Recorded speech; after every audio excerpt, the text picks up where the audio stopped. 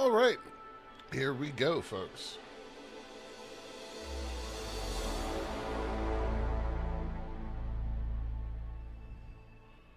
Brand new shippy ship to look at. I am excited. Brand new shippy. Just gotta get through the planet generation system phase.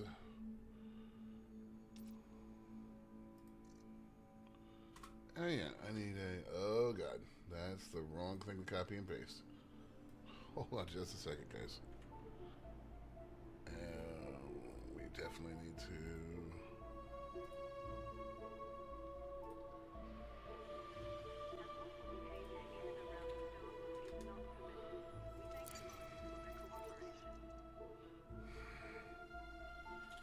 This looks blown out, and I think I know why. Yep. Get rid of that.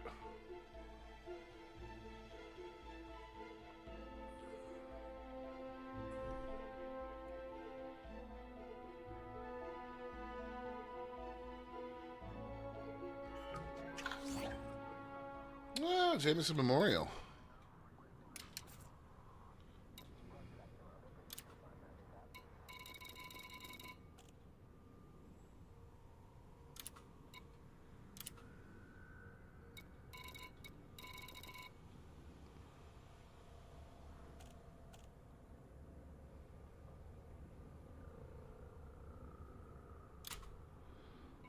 Interesting. All right. Let's pop into the shipyard here and have a look, shall we?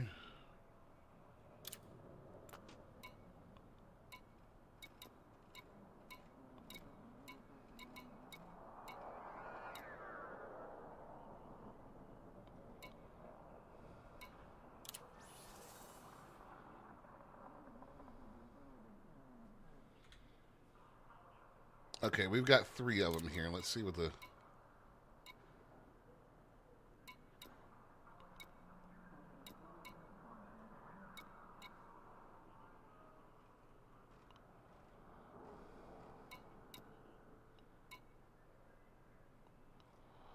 This is the base version.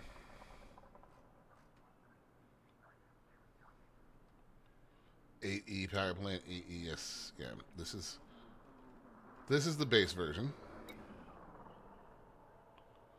That makes this the Stellar Edition.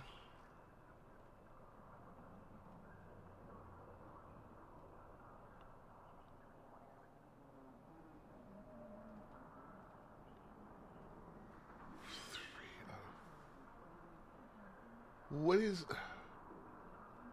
What? And that makes this the Galactic version. We're going to go ahead and deploy this one so I can look into the...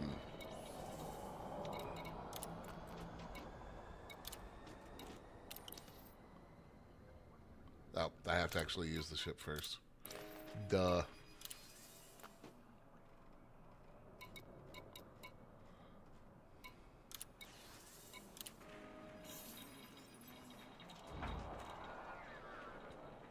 Okay.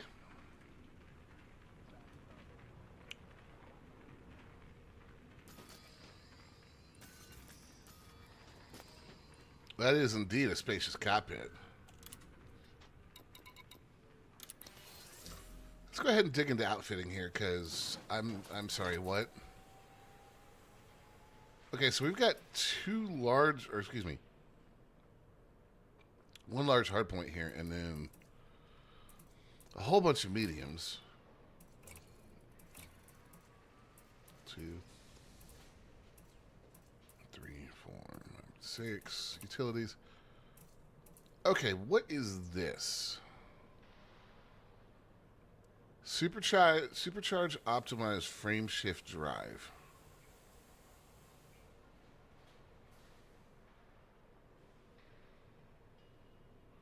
Talon, what is up, sir?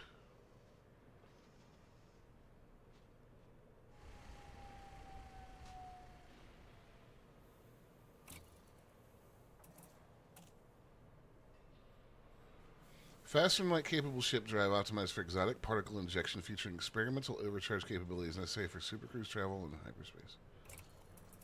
What is this drive? Optimized to better counter the effects of gravity near planetary surfaces. We're going to have to find a high gravity planet and test that out, guys. 7A distributor. Here's what's not making a lot of sense to me.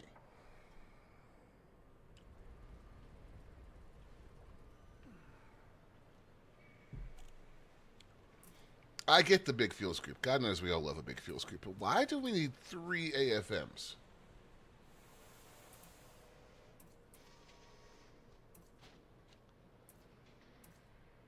Well, today, hello. Repair limpet controller, shield generator. This is all fine. Research limpet controller. That's fine. This. Why? This is so much wasted space.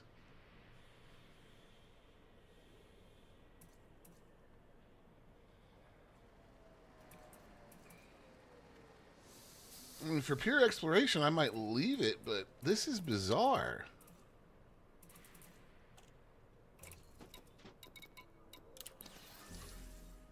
Let's see if we can get a better look at this. Is this thing carrying a scorpion and a scarab?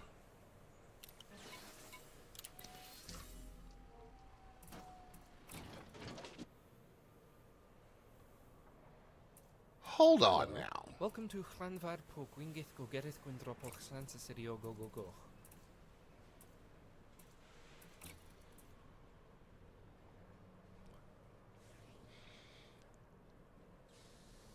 This thing is carrying a scarab, a scorpion, and a fighter. Utility slots, we're looking at 1, 2, 3, 4, 5, 6. Why are we carrying this many vehicles?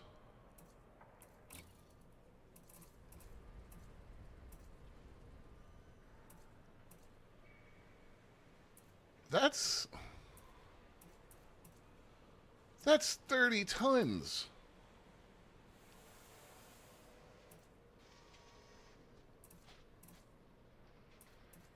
I mean, these things don't have mass, so they're fine, but this right here is a lot of weight.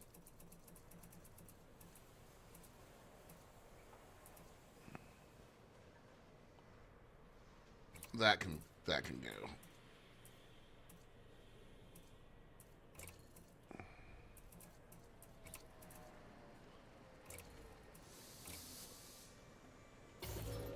Sorry guys, the HUD's throwing me off because it's not the colors I'm used to, so I'm second guessing things. I'll get over it in a couple minutes.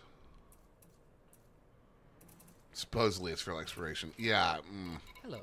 Welcome to Hranvar po Gwingith go Gerith Gwindropoch Sansa Sirio go go go. Well, we'll look at the hard points again in a second, but this thing could probably be pretty nasty in combat.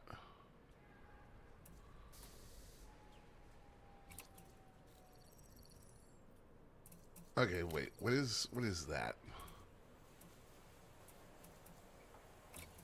I'm gonna put my usual detailing on, but I've not had a ship with one of these things on it yet, so I don't know how to disable it. There it is. Okay, what does this thing really look like? Without that,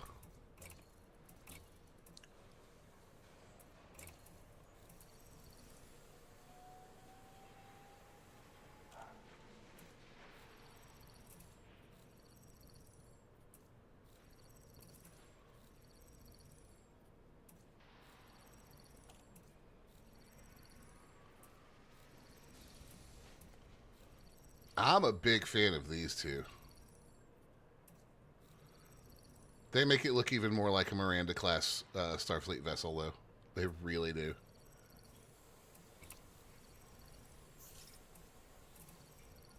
Now, how does that look with y'all's weird... Welcome to Hranvar po Gwingith go Gerith Gwindropoch Sansa Thank you Sirio for go all go the go. follows on YouTube. What does this look like with your weird hologram on it? I don't like it.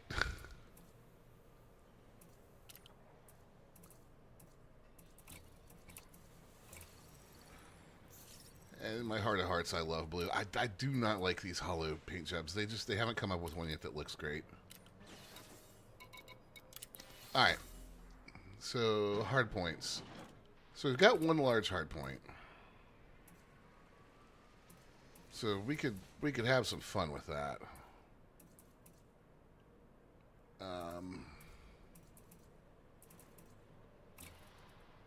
My inclination is always to put a big ass multi-can in there.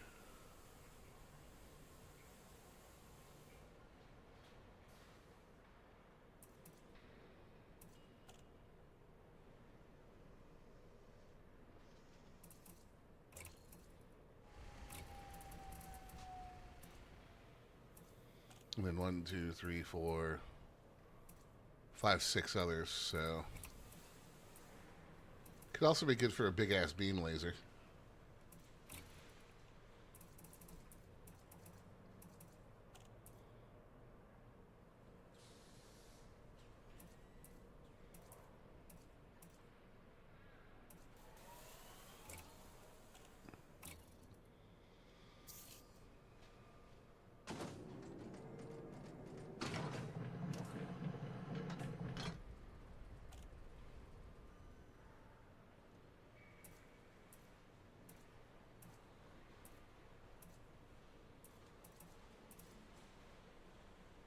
Interesting.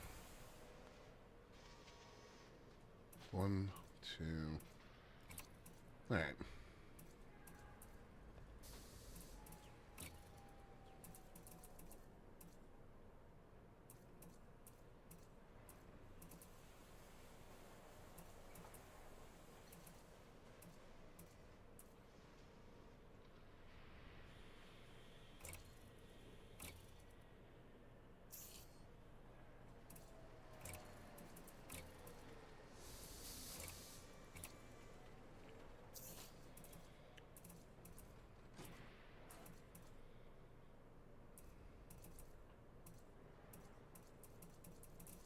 One, 2, 3, 4, 5.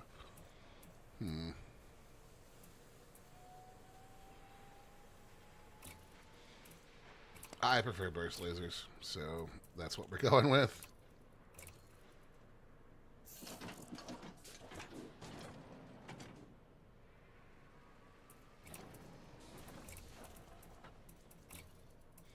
Lots of other interesting things we could put on here with this many medium hard points. It's a weirdly heavily armed exploration ship. I'm tempted to put some cannons on it.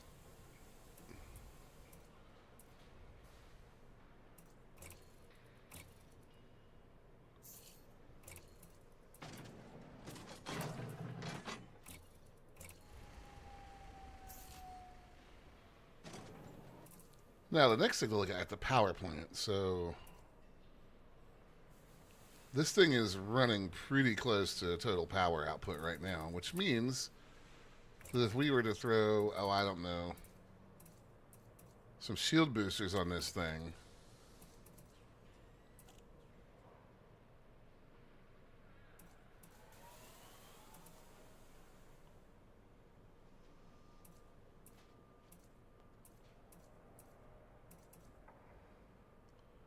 we're going to blow this power plant real fast.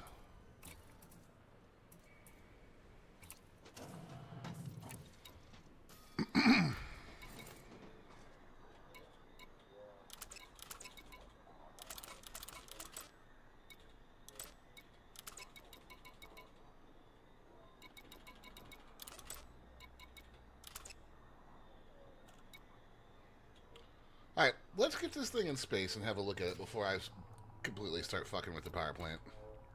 See how it flies, just stock.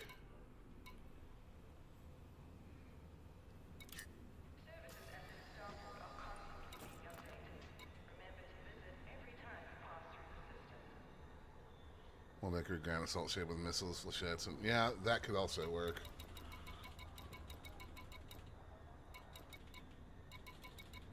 Did I not ditch the docking computer from... Alright, no, that's going.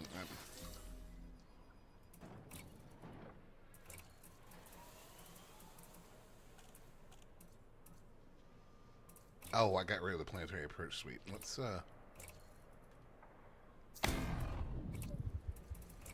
goodbye. And goodbye, useless modules.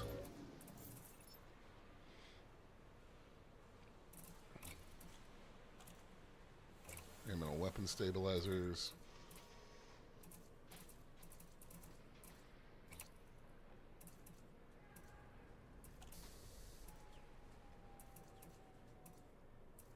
Could put a shield cell bank there.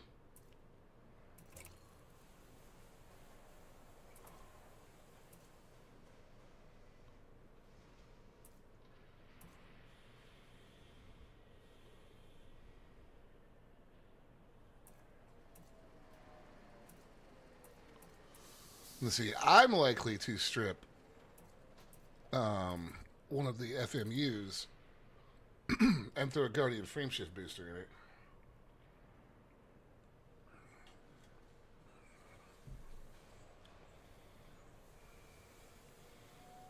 Which that's at HIP 46414, so we could go get that.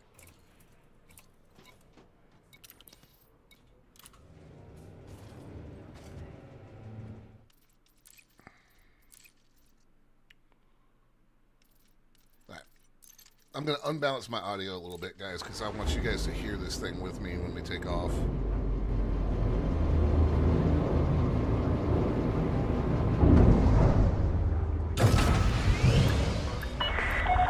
Detachment complete. Exit the station.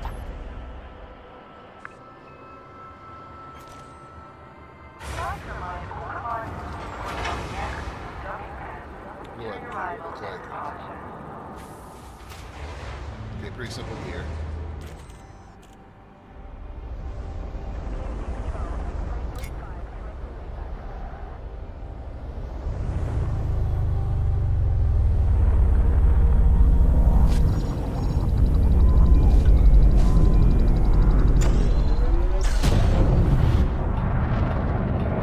Not the most impressive. Alright, let's balance my audio back again.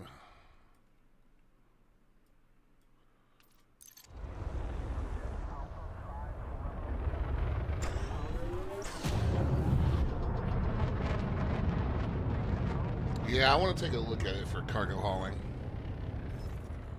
Mining, I can already see how to build it, just straight up.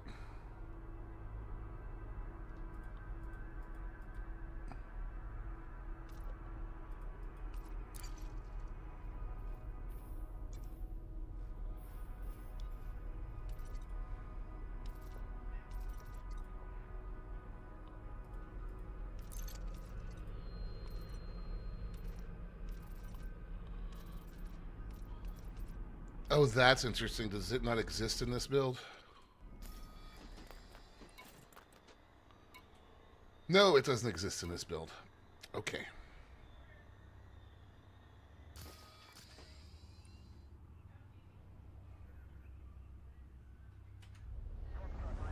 Frameshift drive charging. 4, 3, 2, 1. Engage.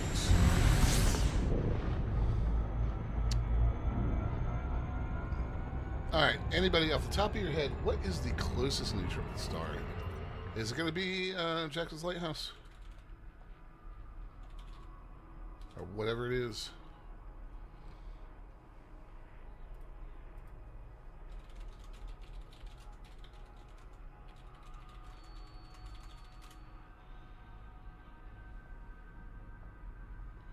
Yeah, it is Jackson's.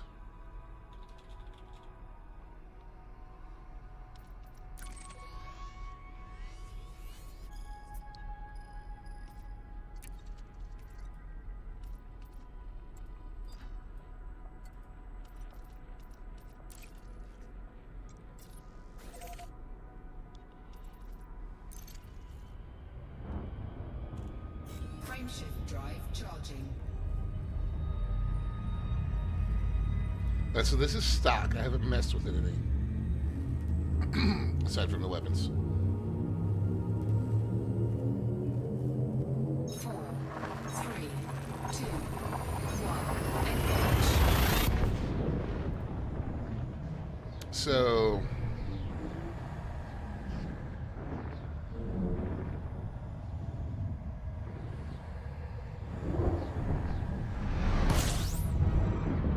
Oh.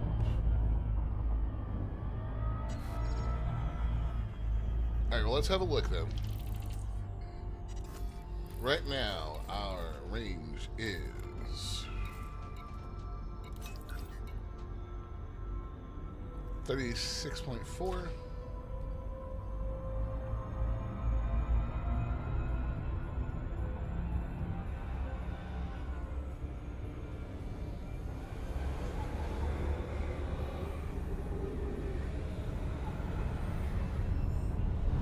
Warning, frameshift drive operating beyond safety limits.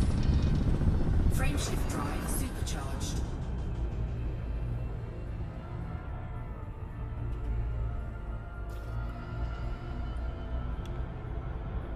Okay, 109.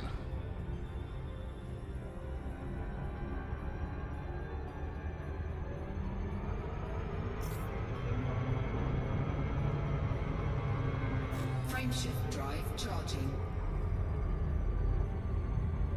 That is not bad.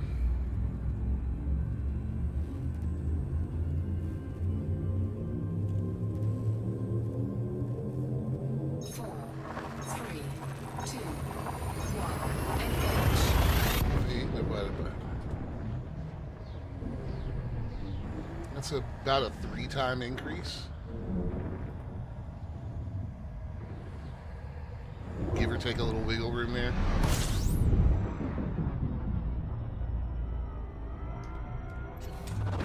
Fuel scooping.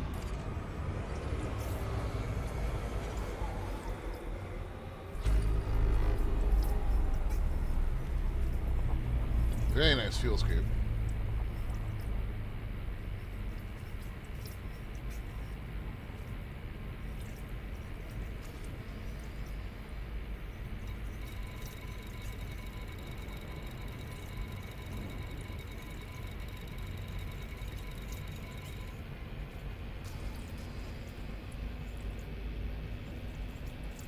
Fuel scooping complete.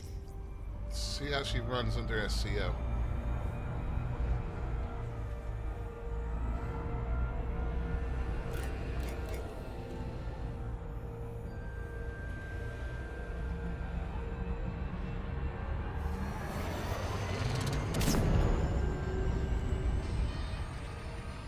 Alright. Hands off the stick.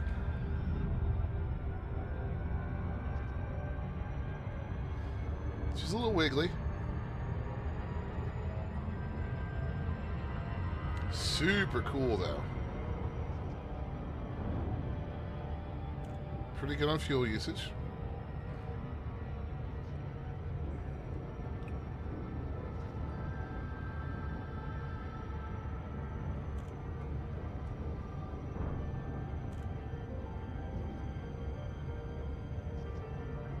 Very good on fuel usage, actually.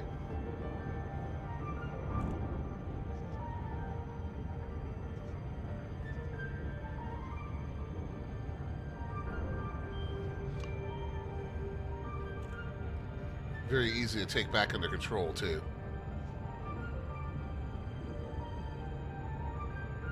Hello. Welcome to Hanvar Pogwingith Gogeris Quindropoch Slansa Sirio Gogo.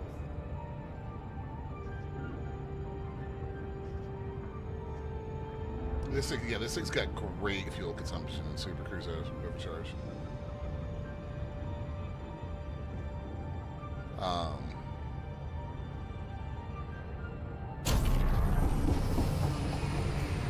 Let's see just how far we just came from the main star. Yeah, we covered some ground there.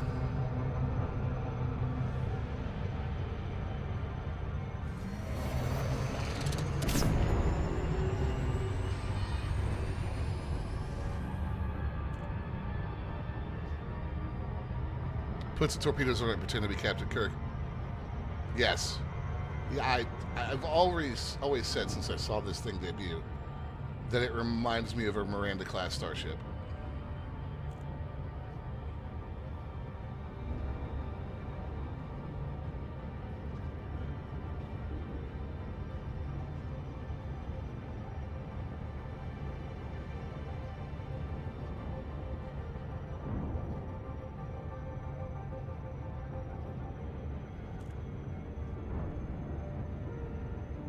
Yeah, this thing's great in SCO.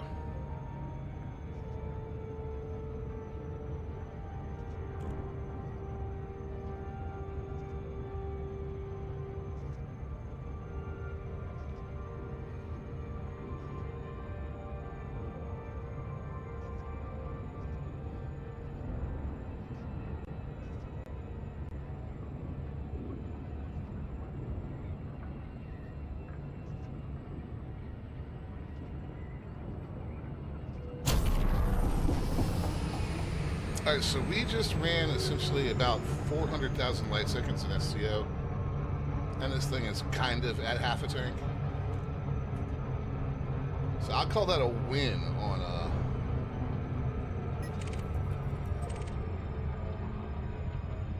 fuel consumption.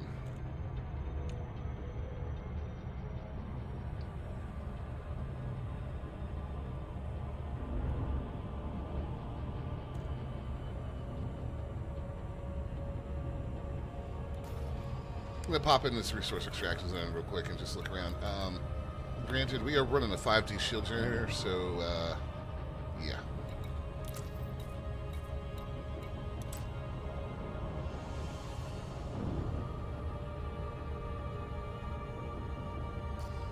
How long until the first Hutton orbital run?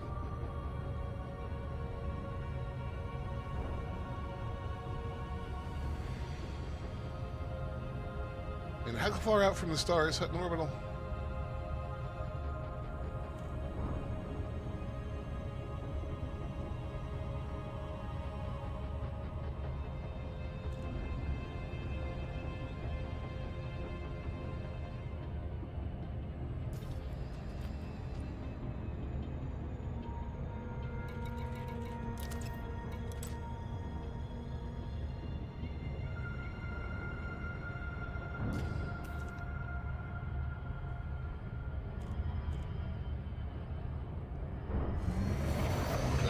Back in for a sec. Just wait those 9 seconds.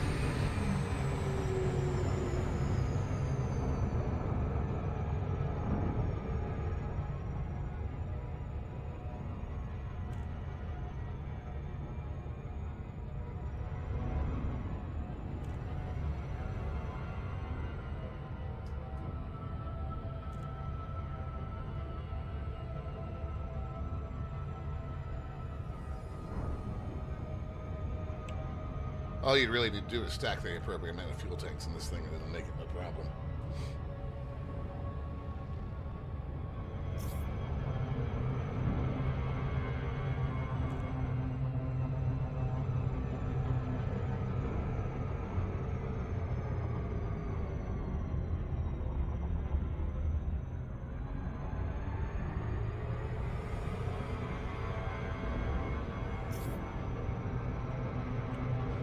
We had 400,000 on half a tank.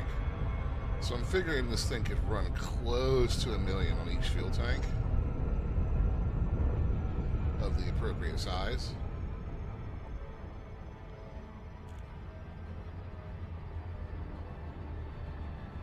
In SCO.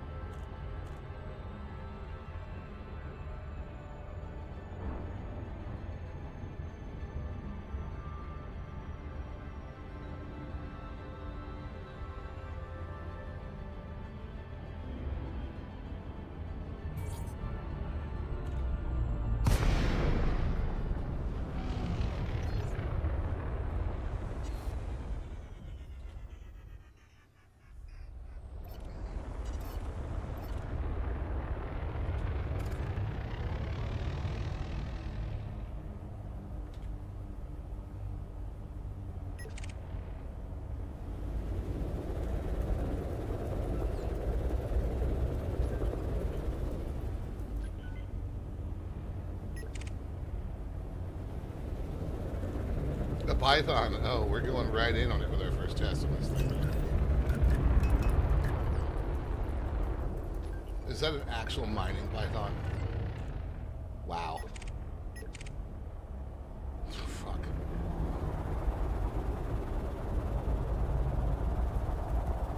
Hi, bud. This is a bad first test of the ship's combat capabilities.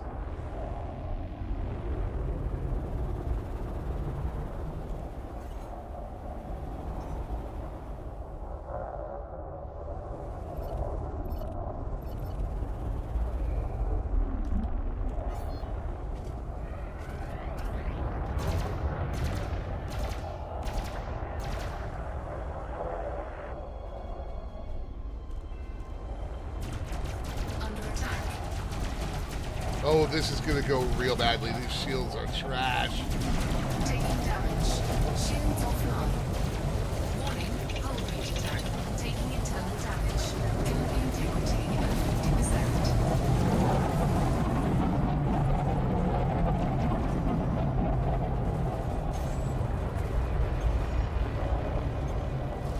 Target shields offline. Hull integrity critical. Oh, we're toast, guys. Compromised. Canopy compromised. Yep. Eject. Eject. Eject. Eject. Those shields are garbage. Although we did do some damage there.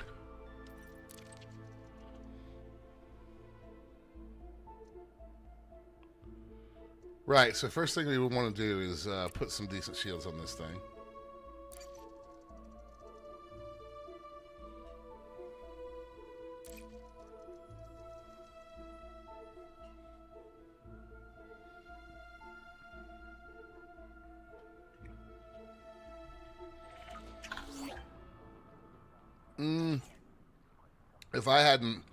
If I didn't have 5D shields on that thing, it would be an encounter killer. That's not going to be an issue for this thing.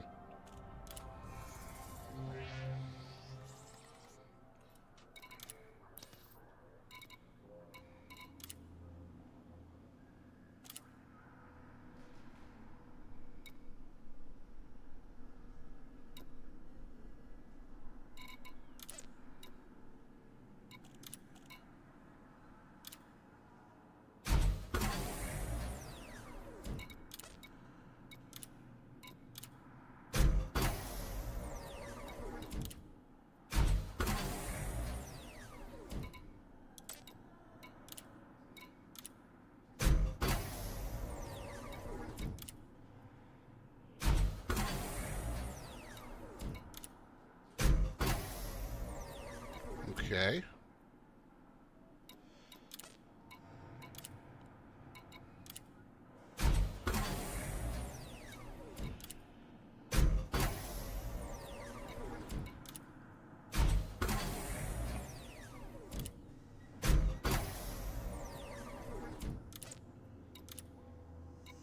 So we were running around the 30-something mark.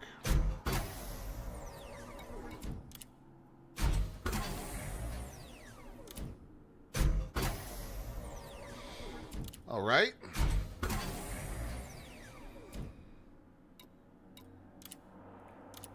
That's done. 58. Not bad. So, theoretically, if we added a Guardian frameshift drive booster to it, that would take us to... That would be about 10.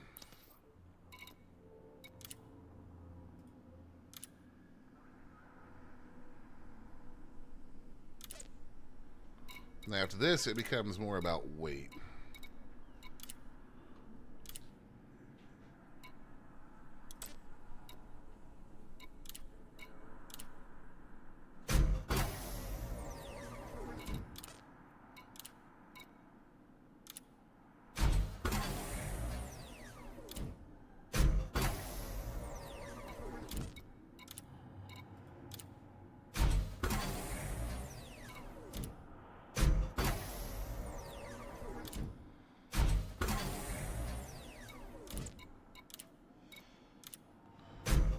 Okay.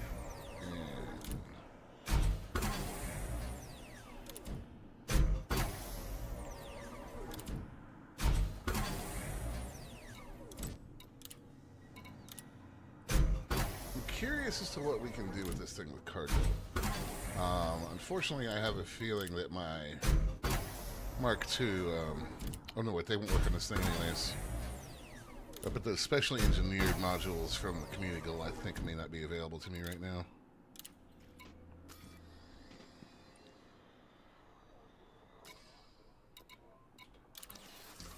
Let's look at outfitting again. So,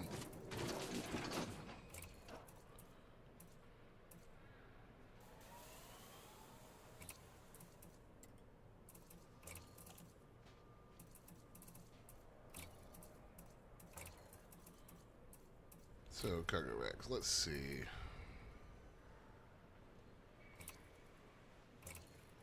Hello. 64. Welcome to Franvad po Gwingith go Geris Gwindropoch Slansa Sirio go go go. 64.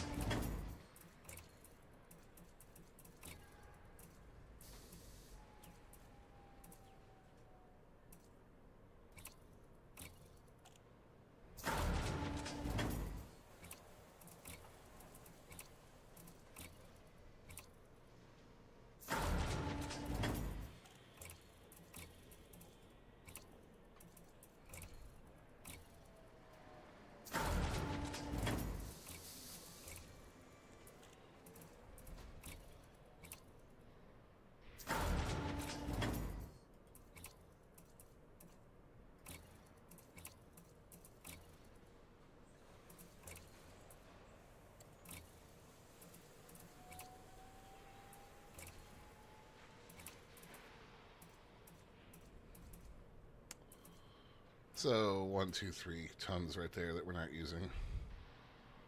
So 264 tons of cargo. With a 59 light year jump range. And theoretically I could put a good chunk more in there. For shits and giggles, let's swap the fuel scoop out for that. And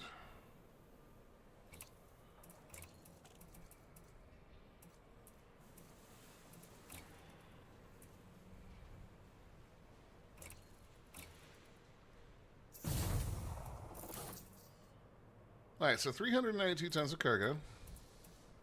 Might as well go ahead and go all the way, huh?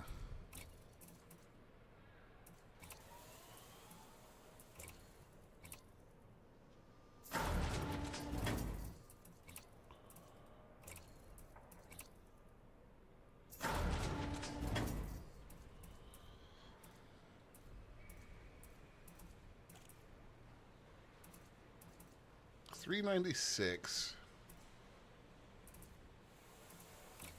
That could technically be a 32, but I mean, we're only gaining 16 there, essentially. So if we did that, that would look more like well,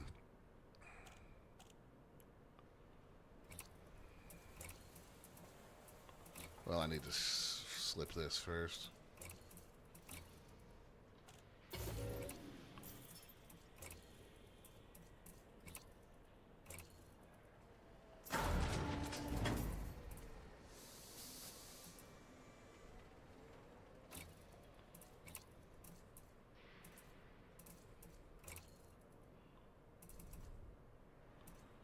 Actually, that's going to exceed the hull mass. What is the smallest shield generator that we can put on this thing that won't exceed hull mass? It won't exceed the hull mass.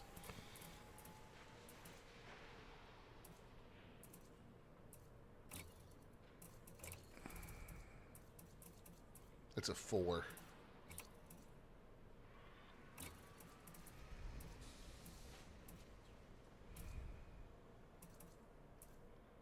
So,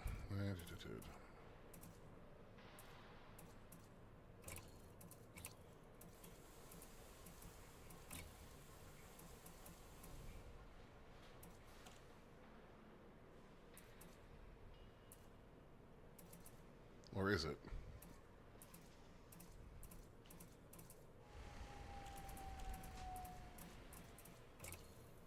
That's not bad.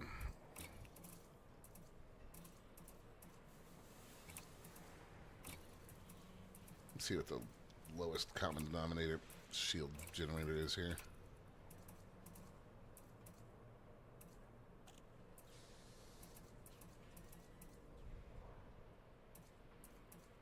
Alright, so minimum this thing needs a class 5 if we want to run with a shield generator.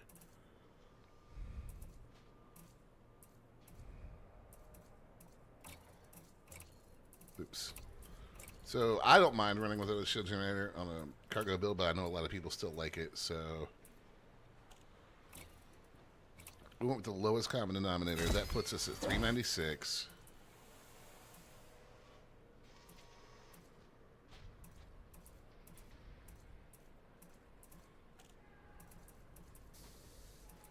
With a fuel scoop, with shields. With a jump range of 59 light years. Let's go ahead and load her down and see how far we can go.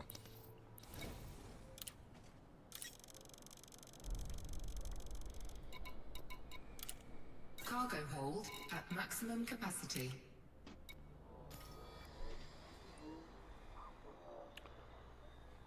We're still looking at a 44 light year jump range.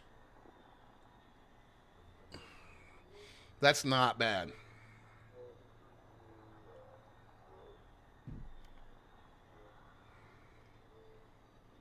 Hey, Mystic. So, for comparison,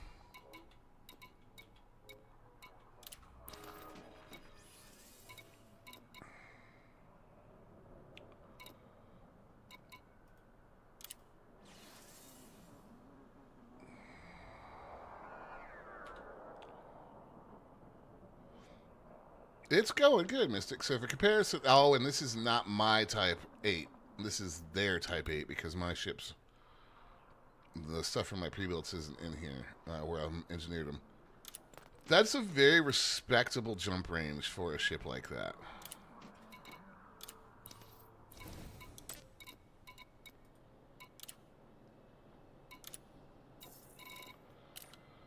Just testing out the new shit, Mystic.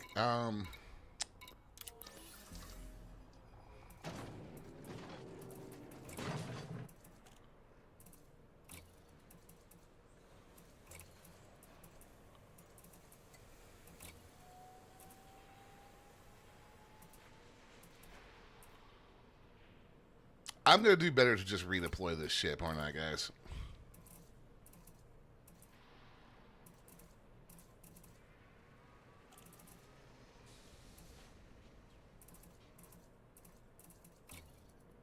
Because that was what, the fuel scoop?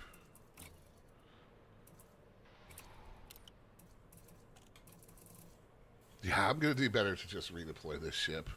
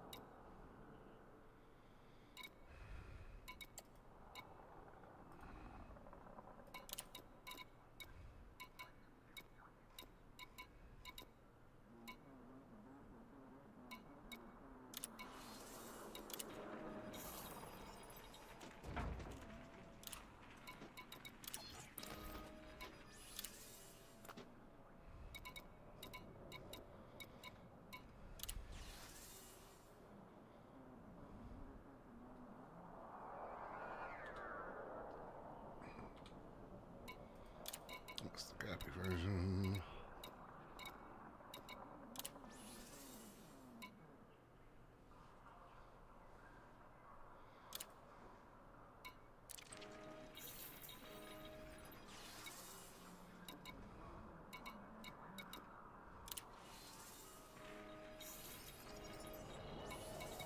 There we go.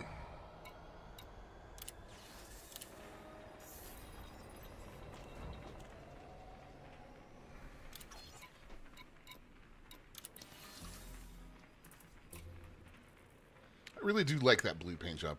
Like a lot better. Alright, so we'll get this thing deployed again, and I want to test its stock. And,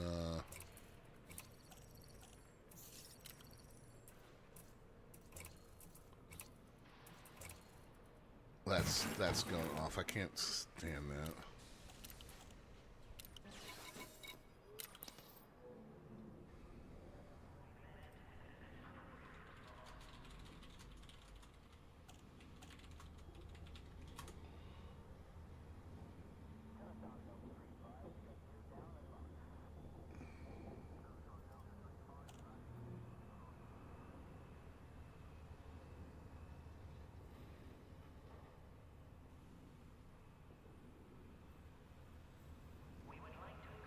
All right, I know there's a record for highest gravity planet. I don't know that we necessarily need to do that, especially because I think that it's quite a ways away.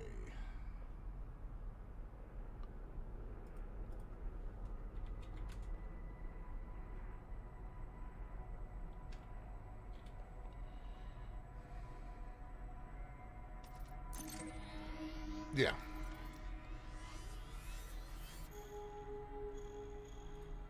Don't need to do that.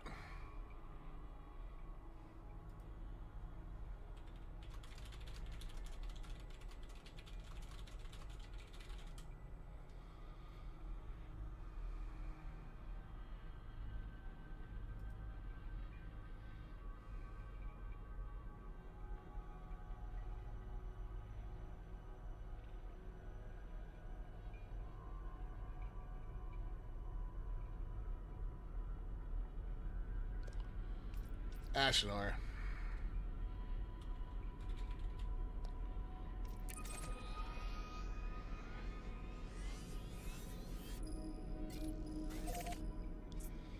Five jumps. You know what? Let's go ahead and re-engineer our FSD and make that a little more palatable.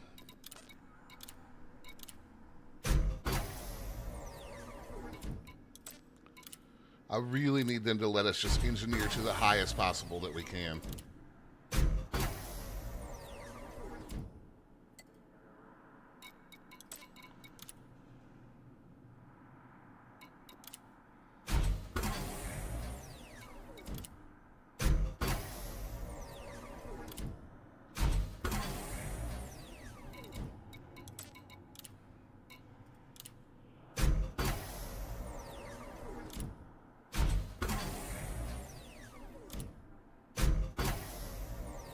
Man, if only I had this many resources in the live build.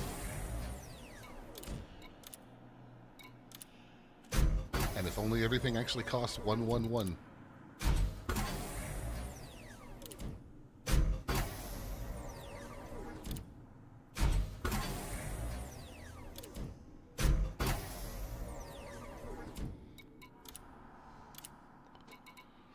What is the total mass on this ship right now? Okay.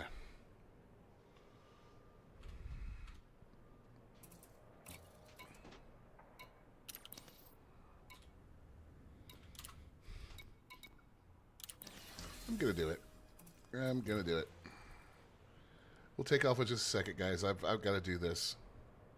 It just came into my head, and now it has to be done. All right, so green and green. Nameplate. Yes. Nameplate. Yes.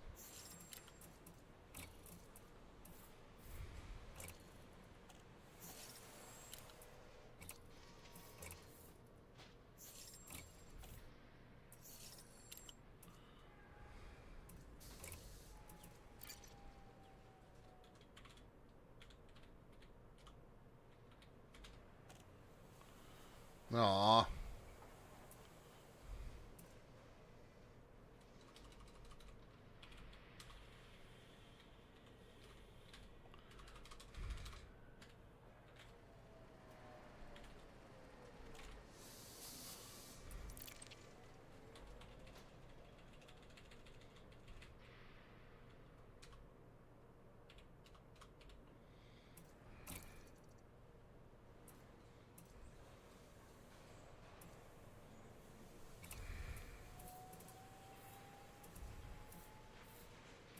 Hey, Mobian.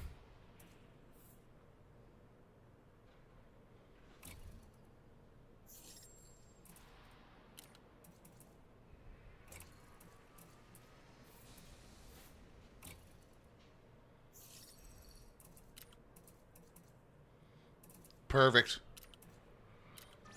Absolutely perfect. Glorious in every way.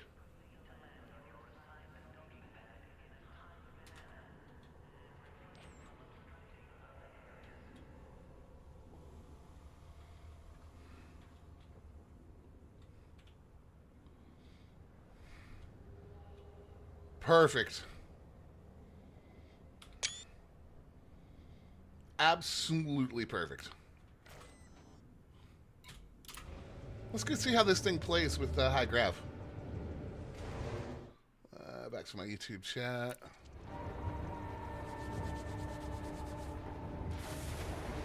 Alright, so we've got her up to 55 current. Landing gear retracted. Ship released. Watch for oncoming traffic when passing through the airlock.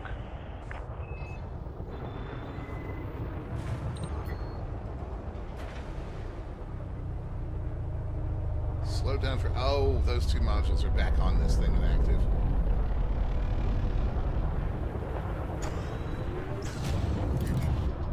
I'll go ahead and disable those before they cause me problems, because I'm not used to flying with them on.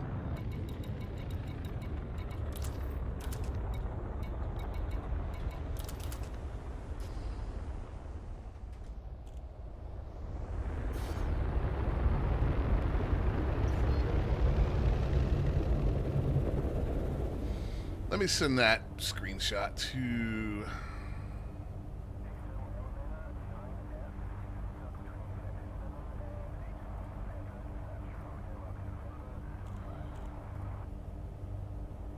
Frameshift drive charging.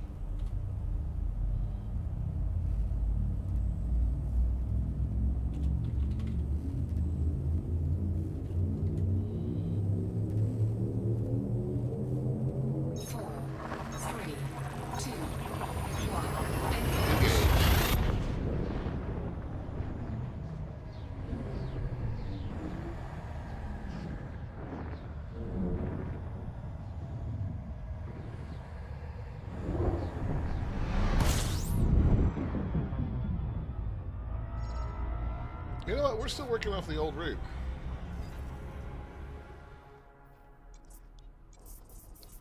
Let's try that again.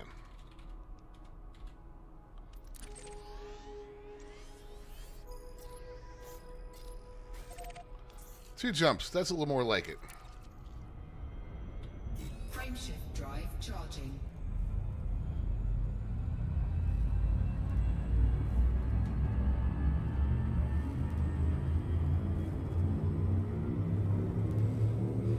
Alright, so if you're just joining me, we are heading to the Asher Resistance. There should be a decently high G planet there. We're going to test. We're working on stock thrusters right now that came with the build. I've not engineered them. The only thing we've engineered right now is the FSD. System scan complete. Fuel scooping.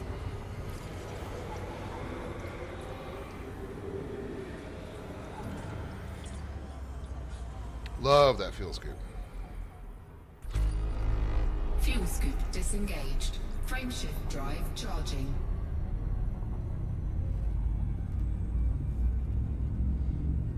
Oh, you know what? Frameshift drive charging.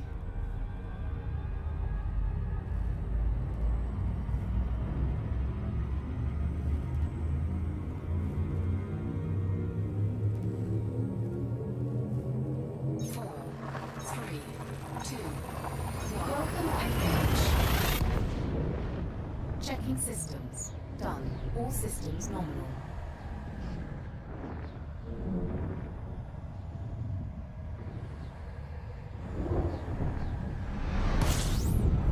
Ooh, that's a bright start. Why is my phone going crazy? Fuel scooping. Fuel scoop Everything's dying at disengaged. once. My headphone battery needs to be replaced.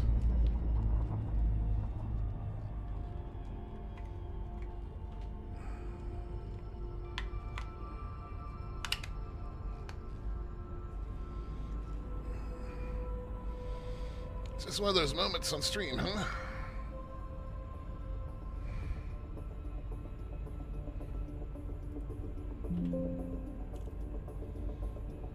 Add source. Application audio. Add. New source. Yeah. Add source.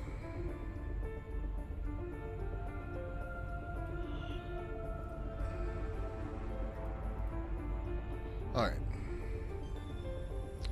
Crewman Verity. Aye, Commander. Cool. Now I can turn off the Verity in game.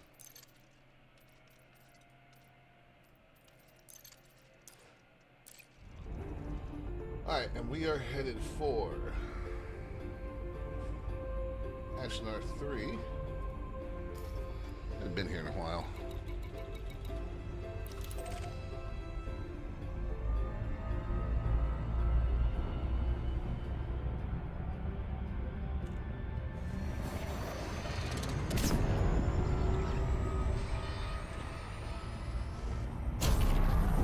This thing is smooth in SCO.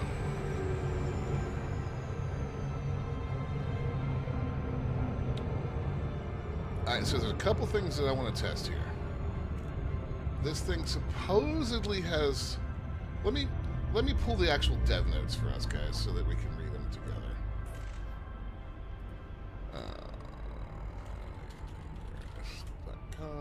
There's the game.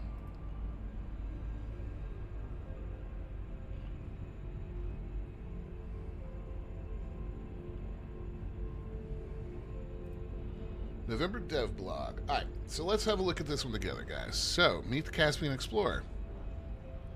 Caspian has 3 new Mark II modules. Optimized thrusters tuned for near-planet flight. That's what we're going to be testing. FSD supercharge, which pushes the range further when scooping from neutron and white dwarf stars. We already looked at that a little bit.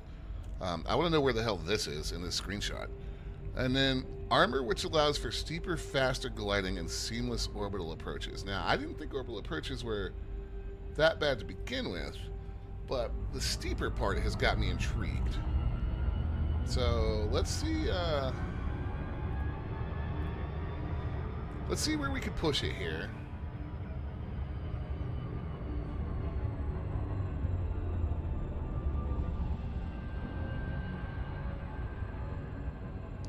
I'm not really looking for anything on the surface in particular.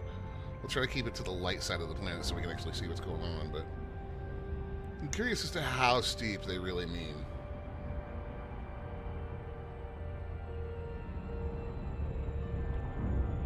And let's have a look at this planet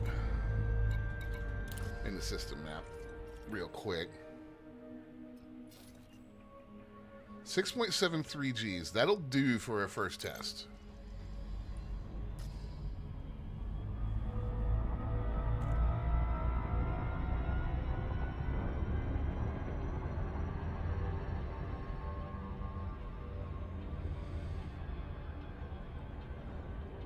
If we crash and burn, I don't really care.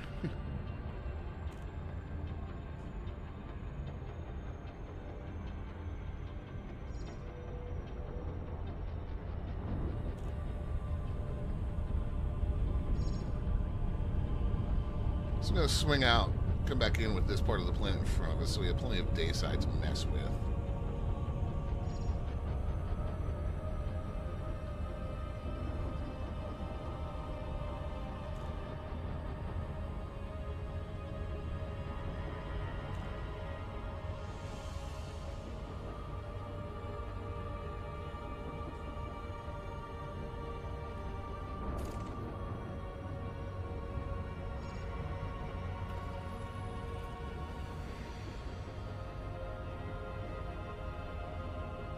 So far, this feels just like every other glide that I've ever done, or insertion into orbital.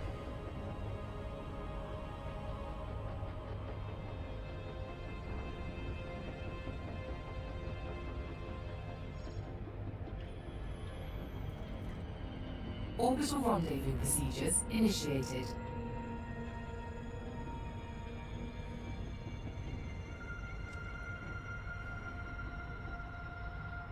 This thing is letting us come down at one steep ass angle. Entry guidance computations complete. Vectors for descent.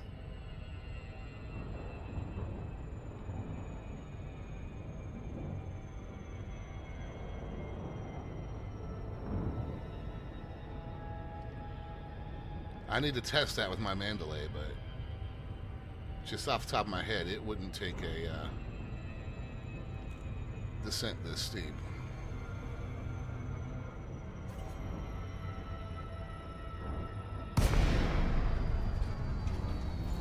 Intelligent thrusters initiating. Done. Wait a minute there. I need to do a shallower glide and test that, but that thing just pulled up way sharper than I was expecting.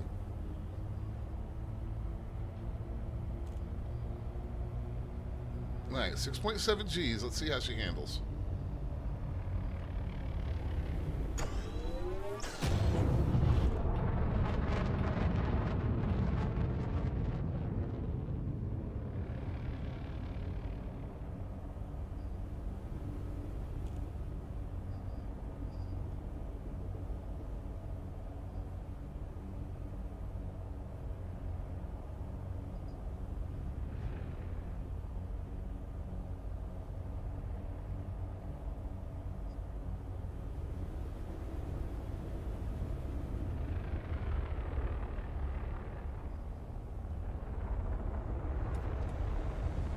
Definitely fighting it a little bit.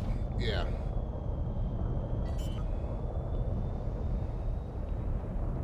So, more responsive than I was expecting, but...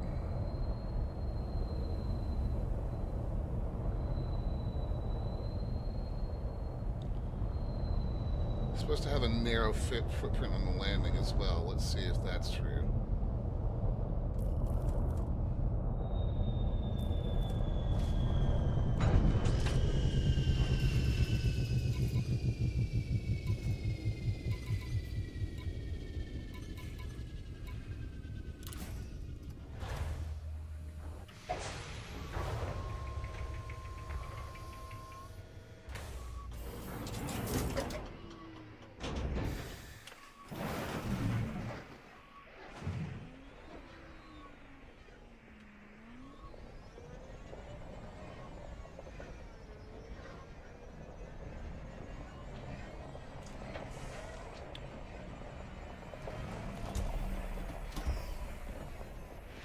Alright, so this thing is one of those drop your SRV ships.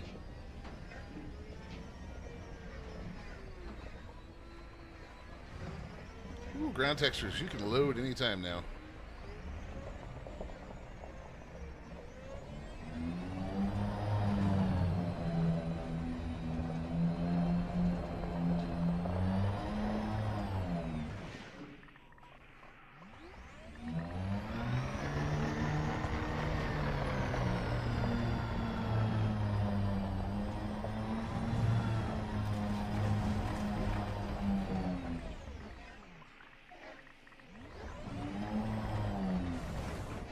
Not bad. We did set it down right on the edge of the dip.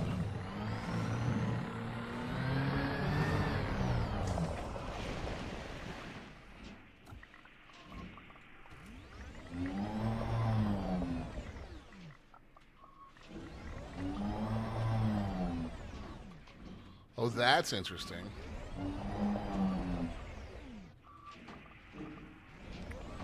The ramp comes down right there, so...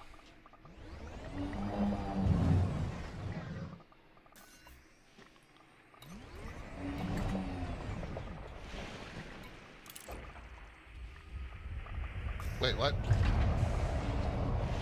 Ah, that's the wrong button.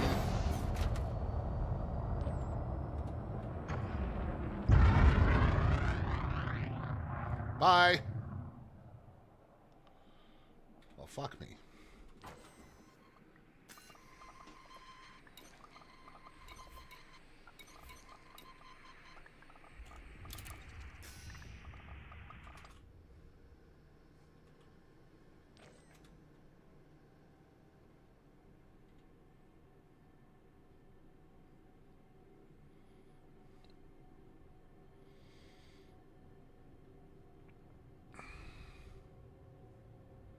That was where it left. There it is.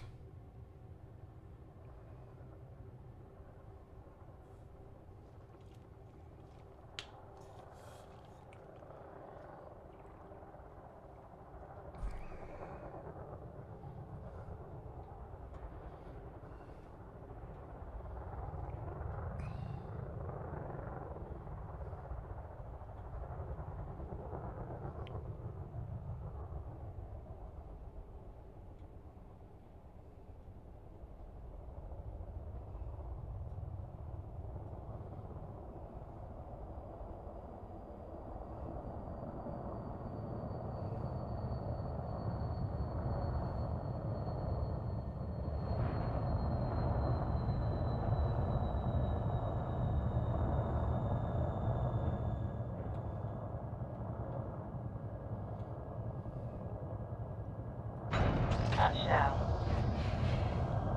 Little cockeyed there.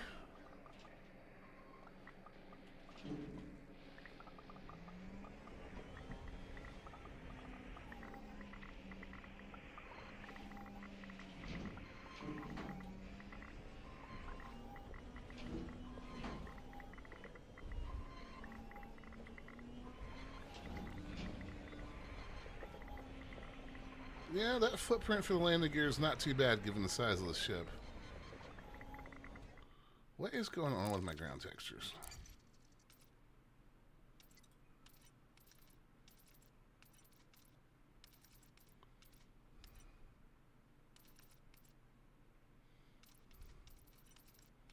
Huh, okay.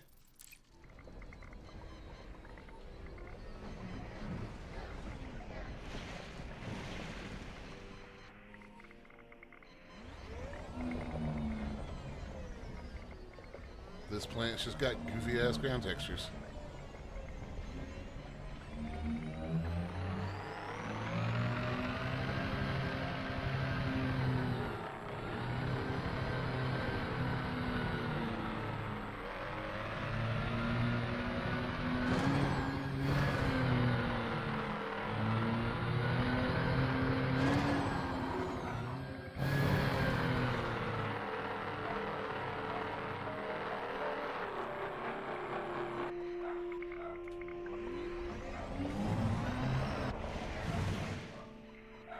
Let's get a running start at that, shall we?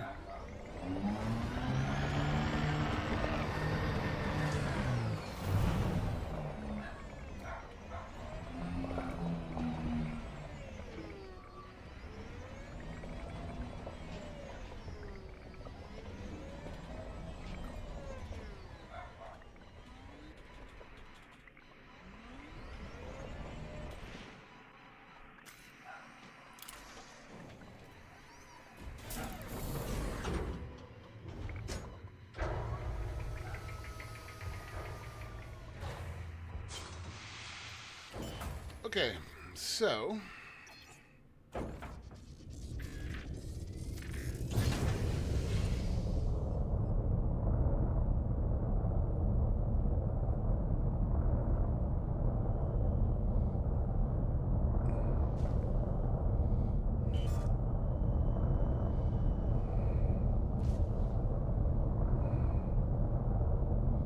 boy, it doesn't want to take off.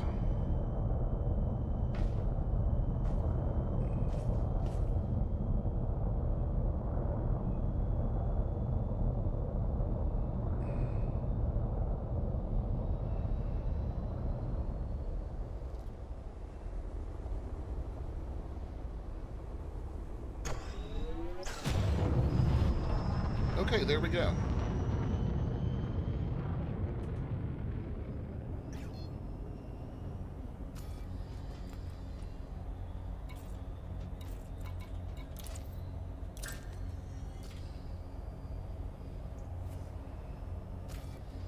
Let's head back to Jameson.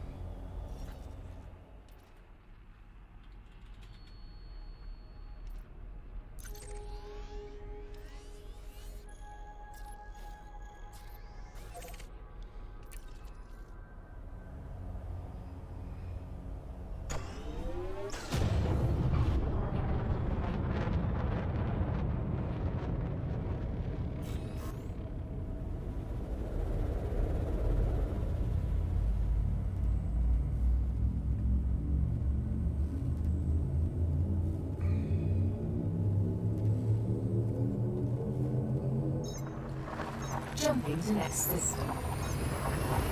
Faster than light velocity reached. All right. Hull integrity is within limits. All other systems are at normal levels.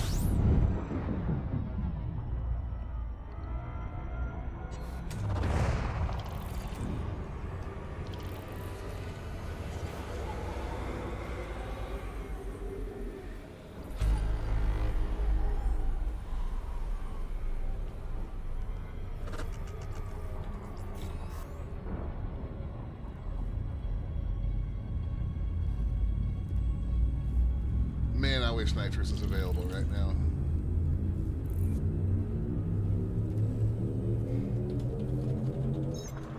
Vectors.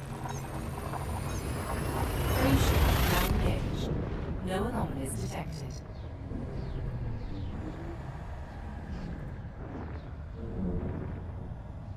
Key systems are at optimal levels, readying for exit.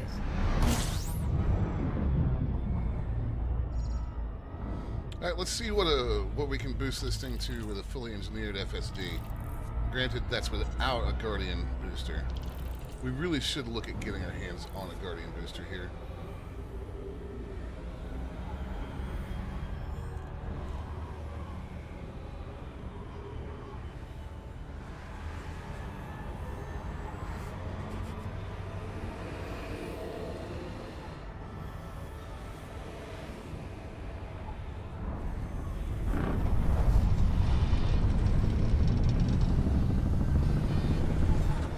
Jump range has been increased.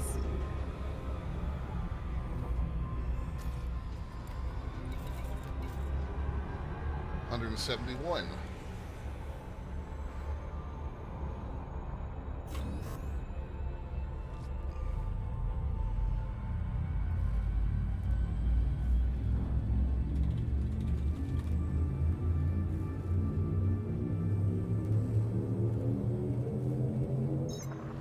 Readying for system jump now. Maximum velocity engaged. Good evening. Hello, sir. You know exactly why I did that ship number and name. Yes, yes, I do. So Something on fart. I know. Well, I mean, I know I'm an old fart because as soon as I saw this thing, I was like, "Oh, that's a Miranda-class starship." Mm-hmm. I'm headed back to Jameson Memorial right now. I did just take it over to Ashnor because I remembered that the third system in the Imperial capital has a 6.7 G planet. Uh-huh. And it handled it reasonably well. It didn't want to take off, but it didn't try to slam me into the ground either, and that's with non-engineered thrusters. Non-engineered over whatever they claim their new Mark II thrusters are. Yeah. But, I mean, I didn't feel like I was falling out of the fucking sky coming in for a landing. So, Yeah, well, I mean, yeah, A-grade thrusters, dirty yeah. drives. So, well, I haven't actually bothered to do the experimental tuning, but what I'm about to do, and this is one reason I wanted you here, so we could theory craft a little bit, but also I want to see your reaction to some of their optional internals, is I'm going to see about stripping this thing down and seeing what we can really get out of it. You're trying to max out that jump range. Not completely max it, but get a more realistic expectation, because what they have on this thing is not anything I would take on an exploration run ever. That doesn't surprise me. Off the top of my head, they've got 30 tons of wasted space on this ship. With? A 2-bay SRV hangar and a fighter bay. I mean, you don't need the 2-bay unless you're going on a mega long trip. Yeah, I mean, this thing comes with well, it's got the Taipan, because that's what I use, but it comes with a Scarab and a, whatever the other one is, Scorpion. Yeah. Which to Scorpion me handles is... better, in my opinion. Yeah, to me, that's a lot of wasted space, though, unless you're going on, like, a super long trip. Yeah, you won't need 2 bays. Maybe one, maybe none. It's a large ship, but it's fine. And the other thing that's just a little perplexing to me, and I know they don't take up space, but that just... I don't know. I don't understand why it's rocking 3 AFMUs. Wait, what? It has 3 AFMs. I have, out of all the exploration I've done, and you know me, it's a lot. I've never been in a situation where I needed more than one AFM. Yeah. Unless you take a small one, then it may be a second one, but you can synthesize Yeah. the ammunition for it. It doesn't. What is the what's the typical boost ratio off of a neutron star? Oh, I have no idea. I I'd don't have to remember Google either. that. I just jumped one to get to Shinratra, and it gave me 171 light years, and my current range is 56. So is it just for that one jump you get an extra boost? Yes. Ah, man, I feel like if I store up a couple of something. Right? What's the point? You don't come across. You don't come across them enough for it to matter, for fuck's sake. I used them on my last trip. I used them for exactly two things, and I'm sure you know what those two things are. Yeah, coming and going. Yep, and I used the highway to get to Colonia, and I used the highway to get my ass back from Colonia. Exactly. I Which can is count. just fine, you know. Yeah, I mean, last I looked, I've discovered like 1,800 star systems, and later, Talon, I can count the number of white dwarfs I've seen on one hand. Yeah, exactly. Those things are like so rare. I had a conversation with someone who was like, "Oh yeah, but you know, what if you're out in Sagittarius A and you want to get back when there's a CG that's finally happened?" Well, it's a skill issue. It doesn't even take that long. Community goals take freaking ages. Yeah, it's not even a skill Usually. issue; it's a time commitment issue on your part. Yeah, and just jump back. It's not hard. There's neutron star jumps. You don't need to have a extra specialized ship for neutron. It's that's why we invented the neutron highway. You can get from the bubble to Colonia in what, less than an hour? Something crazy like that. I raced somebody from the bubble to Colonia live on stream one afternoon. Yeah, there you go. Okay, so you can do it in like an hour and a half, hour, whatever it is. Yeah. If that is, you know, your big selling point of your brand new exploration ship, you've kind of missed the point. Alright, so we're landed. Let's go ahead and have a look-see at this. Docking complete. Actually, let me go below so I'm not distracted by random jackass NPCs passing overhead. Hello. So, honestly to me, and we're gonna look at everything, but honestly to me, I would start outfitting this thing off of the base version for exploration and not the stellar galactic versions. Except for power plant, maybe. So, Well, what do you mean? this thing, well, just because it comes with lighter weight modules. So we've got, let's see, the empty large hardpoint and then all the mediums. I didn't have a good combat test because the first thing I ran across was an anaconda. And it was like, oh, 5D shields, prepare to die. Yeah, exactly.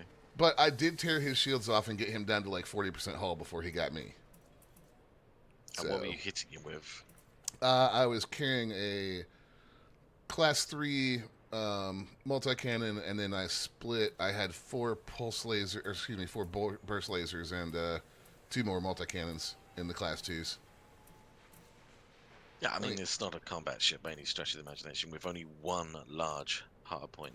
The rest No. mediums, it's just not. No, but it is gonna, anything that tries to take a bite out of it's gonna know it got nudged. 1, Right, 2, but 3, 4, anyone 5, that's 6. taking it for an actual exploration isn't going to be bringing any heavy weaponry. You just don't need them. No, I always take 1 multi-cannon and 1 laser with me for exploration. Yeah, you bring a laser pointer because it's fun. Yeah. Well, you know, as we discovered you remember the old school Guardian stations that you had to I knew you was going to bring that up. Yeah, float around? Yeah. Well, it's just because Yeah. the reaction was, of course the fucking American brought a gun. Exactly. And then And look, you know what, we to be needed the fair- American and his gun. To be fair, we did need you, and ever since then, what I have done on my shut the fuck, I see your face. Ever since then, I have always brought a fuel rod, a railgun modded with fuel mod, so it doesn't need ammo. It uses fuel. Yeah. That's the fuel rod name. and a regeneration sequence beam, because people are idiots, Mm-hmm. and sometimes you need to help your friend out. A beam will still do damage, not as much in regeneration sequence, but it'll still do something to activate those stations, as you found out. And railgun, because well, it's a fucking it's a Fucking tiny little railgun. railgun. Why not? Why not? It doesn't cost I anything. I find for an exploration ship, this That's amount of negative. utility mounts is pointless. Wait, how many's it got? 1, 11. 2, 3, 4, 5, 6 utility mounts.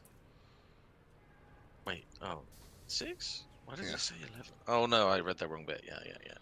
You're not going to be doing much with these. I mean, everything that goes in those is for bubble stuff. I would take a couple of point defense turrets if I was going to a Guardian site, or were worrying about going to a Guardian site, but you don't need to land on them if you don't want to. You can just scan them and be done with it.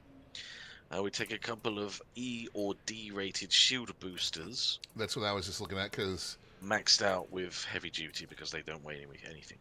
they weigh 0.5 tons, whereas A classes. This is the forever argument I don't understand with people. You can get the same effect out of an engineered E class shield booster as you can wasting 3 times the fucking mass on an A. Yeah. Any experienced explorer, any experienced ship building explorer with any fucking knowledge will tell you you never, ever, ever run an A grade shield booster. There's no point ever not running shield boosters, because hey, people make mistakes. Better to hit your shield than your hull, because shields regen and it's way cheaper. Blah blah blah blah blah. That's why, like, when I use voice attack, I've gone in and modified their command for landing gear to dump all power to systems, so that my gear are dead and my shields bonk first. Yeah, absolutely. And I don't think it helps with crashing, but whatever, sure.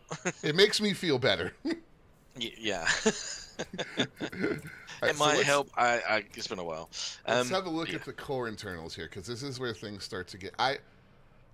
This is new. Mark II ablative lightweight alloys, 15 tons, Yeah, 80% hull heavy boost. duty them. Yeah, 20% kinetic, minus 20% kinetic. So this is a oops, wait. you hit the planet. No, that does have mass. What? Mm-hmm. So every other ship's basic lightweight alloys module has I'm looking at it 0 right now. tonnage. Every single other one has 0 tonnage. Because it's the Mark II you can see there. That's obviously they've changed that. The main reason that everyone loved that is because you put heavy duty on something that weighs nothing, it still weighs nothing. Right. Because anything times 0, well, don't need to explain the rest of Whoa, these big ones. Yeah, but again, you'd only take these if you're taking the ship into combat. There's Right. no reason to upgrade from lightweight if it's an exploration ship. No No, reason. those are interesting. Welcome So to Franvad på Gwyngyll we've got Gwyndrapach a Science standard Studio Go Go. grade A 8A power plant, 80 tons worth of mass in the middle of my ship. Again, you saw I raised this point, right? Mm. You understood what I Yeah. meant when I raised it. Yeah, like everybody worth their salt will downshift that, will downsize that, and then just engineer whatever they got to make it so it's just enough with hard points deployed. You don't need a massive power plant on an exploration ship. You just don't. Right, like I could dump. Where did I say that power plant weighs? 80 tons, you said? Yeah, I could downgrade myself to an 8D at 64 tons. I could probably run this thing on a engineered 7 class power plant. I guarantee you could run it at probably an engineered 5A. I guarantee. And it will be way less. Just hover over the 5A. 11 tons. No, 10 tons. You monster that. You armored it, monstered it, whatever. You guarantee you'll get more power out of it. Or more than enough that you need. Because again, you don't have many modules that take power. You just don't. No. In fact, let's look at the general power consumption on this ship real quick before we start playing with. So it is total power output is 36 megawatts. It's running at 29.6 deployed right now. Yeah. What on earth have you got on there that needs all that power? Remember, you start downgrading things, like the power distributor doesn't need to be a 7A. What the it's massive. Yeah, You no, the don't need power... all those AFMUs. No, the power Is that distributor... 3 6As? I'm sorry, that's too many. No, it is a class 6, and a class 5, all A rated. Oh my god. You'd need maybe one, maybe 4A. Yeah. Now the shield generator is actually right where I would put a shield generator. I will give them that one. Well, what have they got? They've got a 5D on it. Yeah, that sounds about right. Yeah. That's exactly where I would put a shield generator for this ship. Maybe a. Well, I remember that the shield is based on optimum mass. Yeah. And we haven't loaded any of the other mass yet.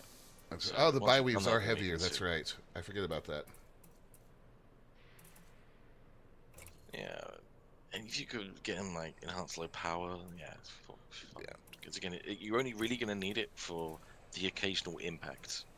You're not taking it into a fight. Doesn't matter. Let's see. Oh, it also has repair limpet controller on it, and a Yeah, research limpet that's- controller, which those are both reasonable to me. That's absolutely fine. Yeah. Let's go ahead and strip some. Tear 30 tons out of this thing real fast.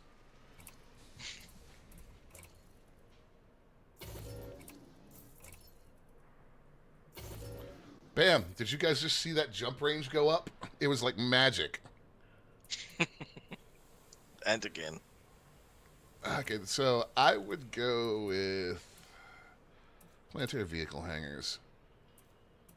I would ultra cheap out on this one because you don't need much and just slap a 6-ton 2G in here and be done with life.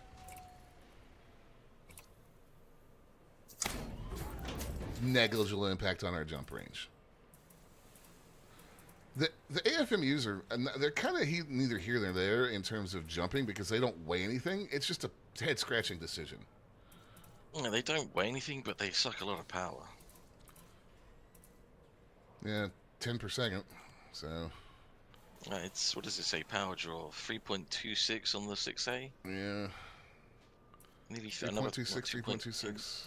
Yeah, that's a lot of power draw. That's yeah. I would sell you. I normally don't So- even have them on my ship unless I actually need them. They're offline usually. Yeah, I leave them. I either leave them powered down manually or put them on like priority 4. Yeah. Okay, so we're sitting at 59.81 light years. Let's go ahead and hit the big ticket items here. So power plant. So if we ramped down to a 5.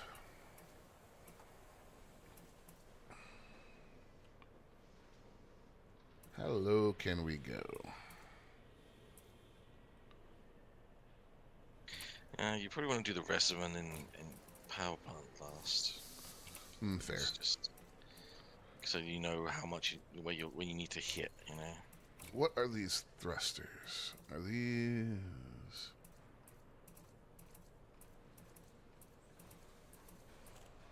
They're Mark Interesting. II thrusters, they not. Yeah, they are. I'm just looking. They're the only... The Class 7s are the only class of them that exist. What's the stats on them? Can I? Let me pull... There we go.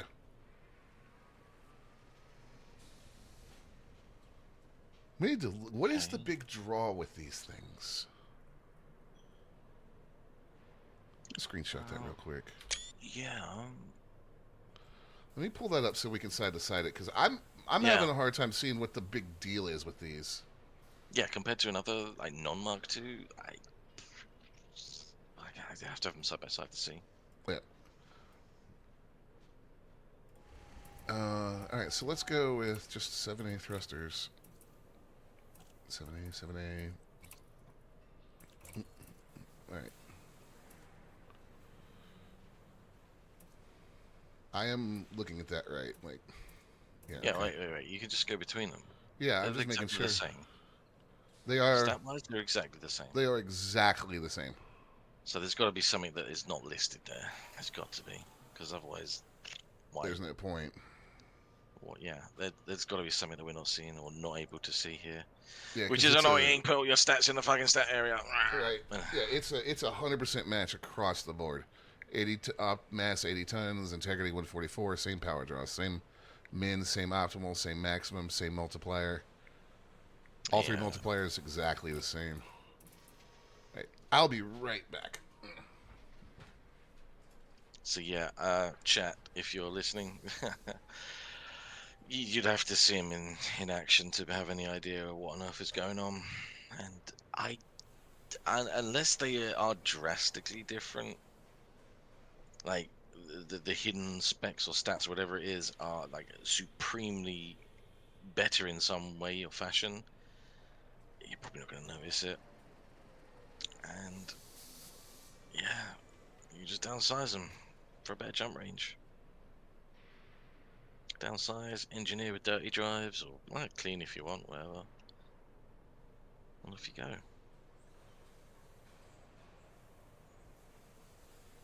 Anyway, I'll wait till Dime gets back.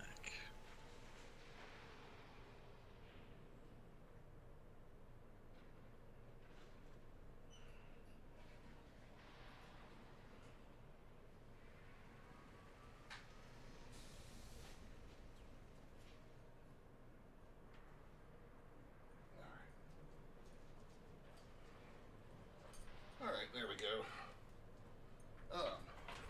Welcome back. Thank you. Now, I know we can...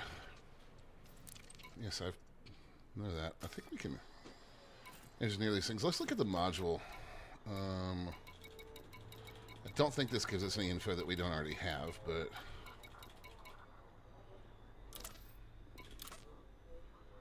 Nah, it doesn't. Optimized to better counter the effects of gravity near planetary surfaces. Yeah, I was just saying while you was away, like the only way we could actually tell what the difference is, and it would have to be drastic, is try both in a gravity well and just you know, just try it out, I guess. I'm tempted. I don't really see the point though, because Without them being transparent about what it is. The only people that suffer with gravity wells are those who haven't engineered their drives properly or are running like grade Ds because they think, oh, my light years. Shut up. Right. Yeah, just even looking at the raw numbers at the bottom. Yeah. Nothing. So...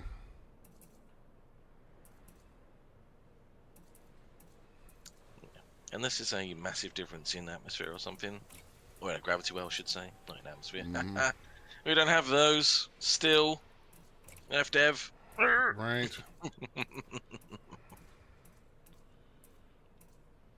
Nah, is that looks like it was pre-engineered. Is that double engineered? It is now. Because I was able to throw grade 5 increased range on it. We can actually modify these thrusters as well. The problem is the weight. You get 6As and then you'll be fine. Engineering, just drop a little weight. But I don't know what I have pinned as my blueprint for thrusters. It's probably dirty drives. yeah. Yeah, it is. So... Okay. I mean, there's really no other sensible way to go there. What about power plant? What have I got here? This... Okay, yeah, I've got overcharge pins because that was when I was working on the Corvette. It's not necessarily what I want for an exploration ship. Nah, you want... ironically, you want armored. And Everyone goes, oh, but that's for combat. No, actually, No. if you look at its base stats, actually. And then I've got charge enhanced on my power distributor. Again, not necessarily what we want. Yeah, for PDU, power distribution, you basically want to undersize it as much as you possibly can while grade 5 engine focusing it so that you can still boost. And that's it. Oh, don't you need know it. what? You know what I don't have in this thing? Coffee maker. That too. I don't have a Guardian frameshift drive in it yet. You mean the booster? Yeah. So that's another 10.5 light years.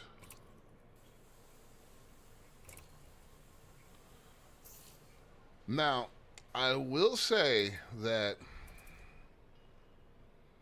compared to my Mandalay, which is a good bit lighter weight than this for exploration, this thing is already rivaling its jump ranges without me doing any stripping down.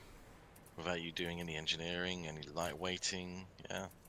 So that in and of itself is not terrible. I mean, it's they're not telling us enough about what they've put on this ship.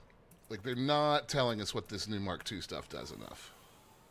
We need to have stats. We need to have it does 20% more in atmosphere, or whatever it is. I tell you what, this thing I did test it under SCO, and it made about 400,000 light seconds at 60% heat, and was just barely at half a tank. Oh, nice. Easy to control. Yeah. I mean, I took my hands off the stick for a couple minutes. Yeah. So, not quite as smooth That's as the Mandalay, because the Mandalay will just basically go in a straight line. But Yeah, well, you get a thermal spread on your engine as well. You might just be able to hold that forever till you run out of gas. mhm. So, I would... And I was able to get this thing to just under 400 cargo and keep a shield generator on it with about 40 light years of jump range.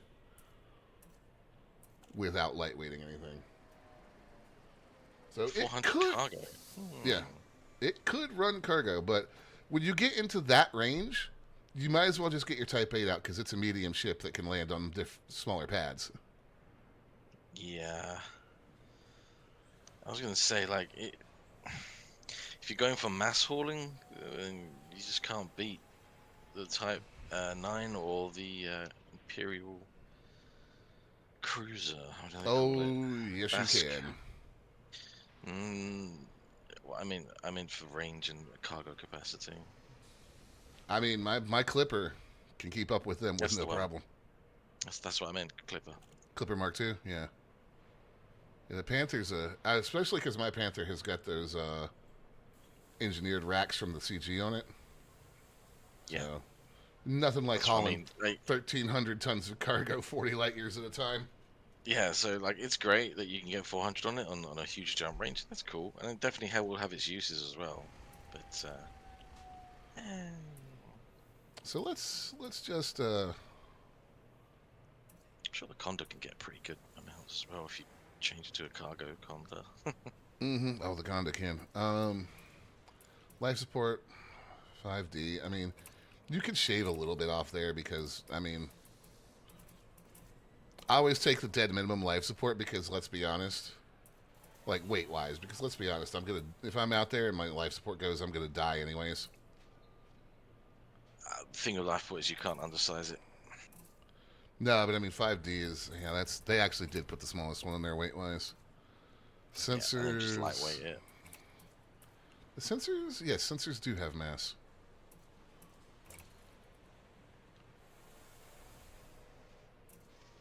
Yep. I'm not sure if you can undersize those either, unfortunately. No, you can only. They've already done the best they could with this, which is an 8D. That's a 64 ton.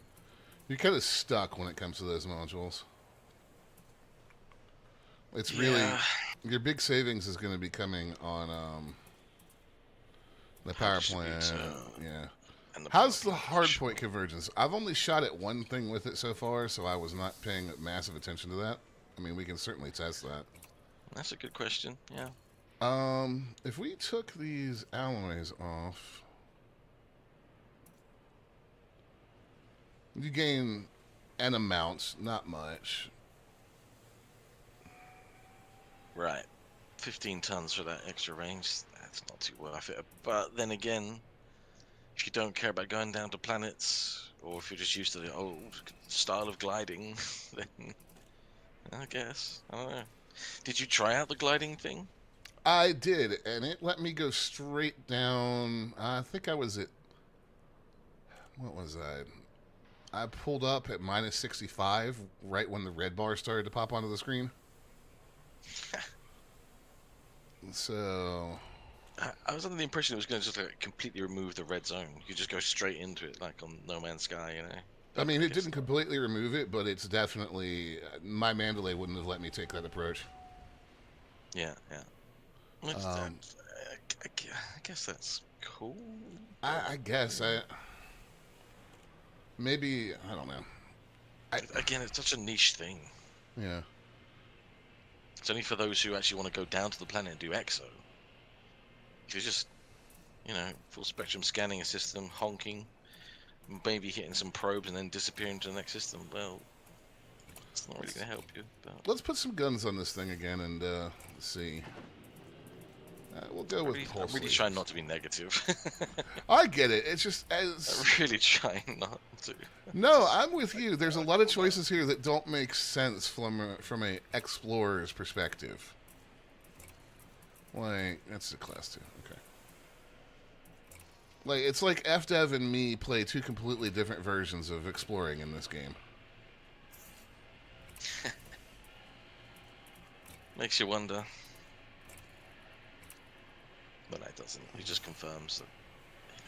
Confirms what we already knew, right? Hello. Welcome to Franvad Everyone knew Pogwingis this. Gogeres Quindropoch Sansa Sirio Go Go Go. So, 2F.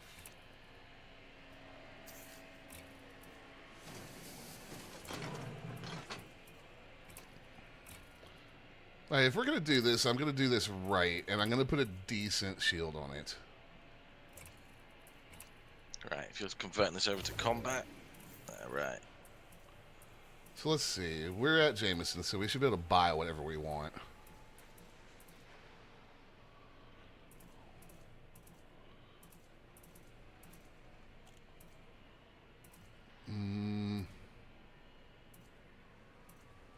Module type limit exceeded. Did that, oh, that was... I need to ditch the actual shield generator. Duh. Yeah. The HUD is not computing for me very well today because this build is not using my custom colors. And I'm too lazy to go change it, so... My brain is like, why is everything red?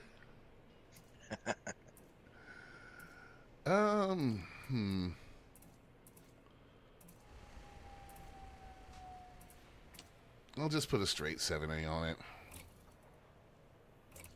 I'm neither here nor there on the buy-weave argument. It's really... That is a personal preference thing as far as I'm concerned. Hello. Welcome Yep. to Franvad Pogwingis Gogeres Quindropoch Sansa Sirio Go And Go once Go. you get into a certain level of engineered shields and boosters, it's largely irrelevant anyways. It comes down again to personal preference, the style you want to do. Does EDHM not work? I just didn't go in and open EDHM and hook this build up, is all it is. Alright. I'm not sure if the stats or the ability to mess with it is on that Coriolis or anything yet. Now, shall we throw some shield boosters on this thing? We've Going got... into combat, I would. I'm going to put some point defense on it for sure.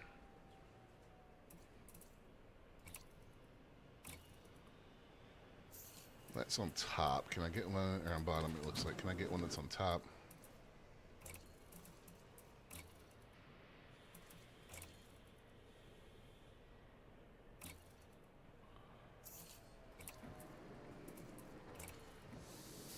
Shield boosters.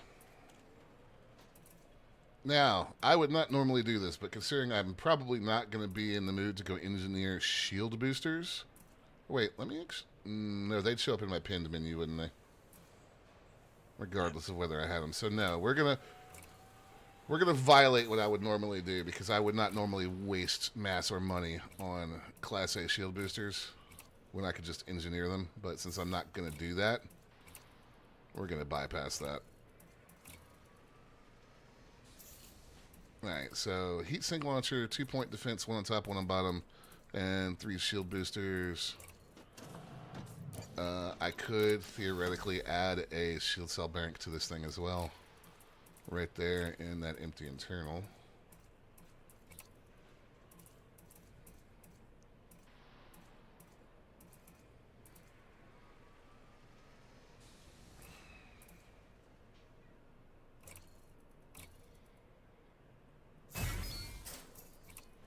Go a little finicking with the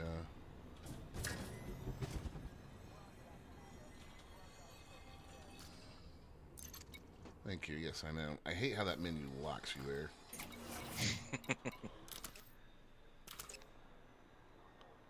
That should do it. Fire groups. Fire groups.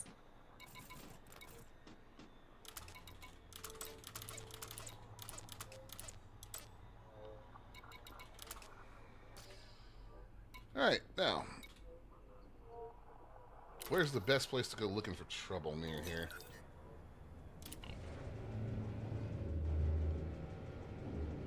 I guess I'll just look and find a system that's in war.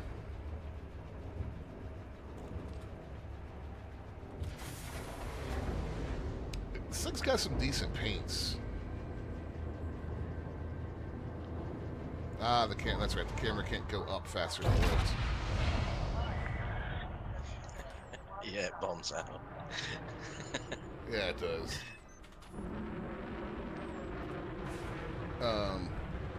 Yeah, this thing's got some decent paints. I hate their hollow paint for it. Yeah, they all just look tacky to me. Yeah, they're 2 for 2 on making decent looking holograms for me. Like the thing on the Type 11 looks like trash.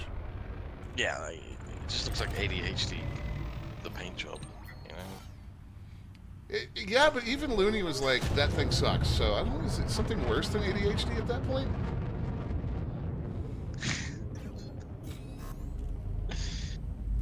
Yeah, maybe. Yeah, I guess. It's regular paints are okay though.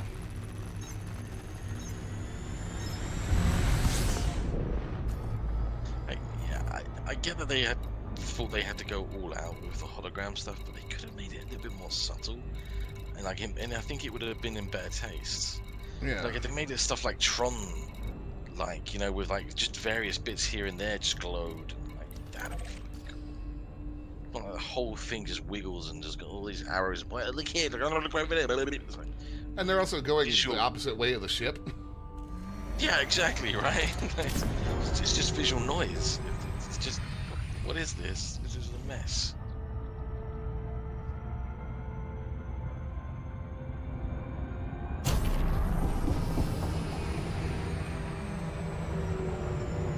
This thing does not gain heat in SCO.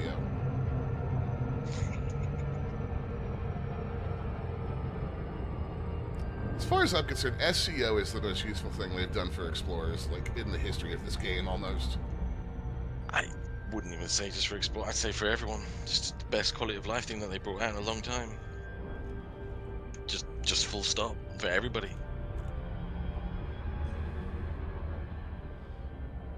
It tops out around 2900 C. So Damn, nice. it's no Cobra Mark V, but it's still fast.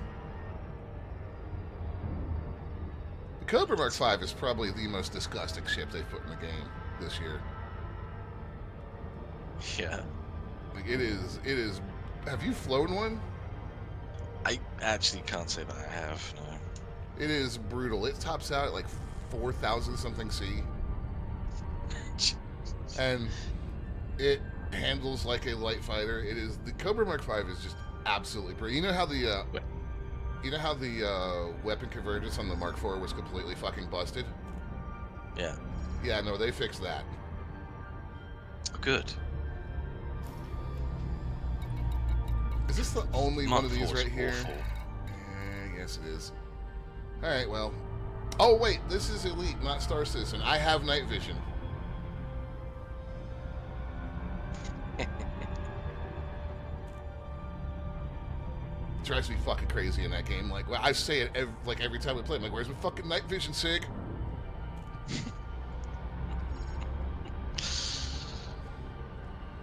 It's because of that. Have you seen that that Batman, I can't remember which series it is, but this one where the Joker actually finds out Batman's true identity while he has him tied up.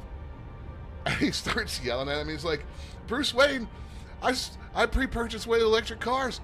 Where's the fucking EV, Bruce? Just slap him.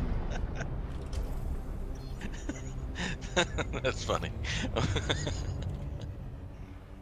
All right.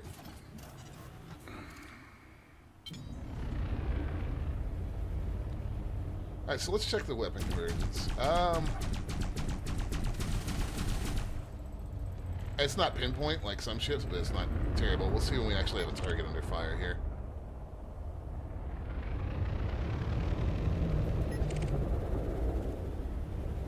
Imperial Eagle. Alright, well, you're either escorting something or you're doing bad things. Or both. One of these thick-ass asteroid cluster.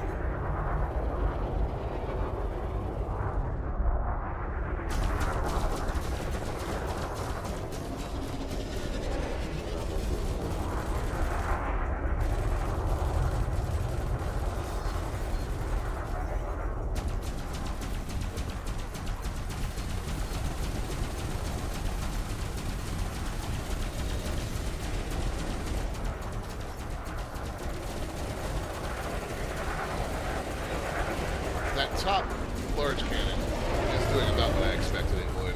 Yeah, it's doing sweet FA. It has depression, not good. Yeah, Less depression. Great flying, Commander.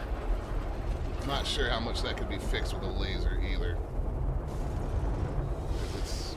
That's not a matter of bullet travel time. That's, like you said, it's not depressing far enough.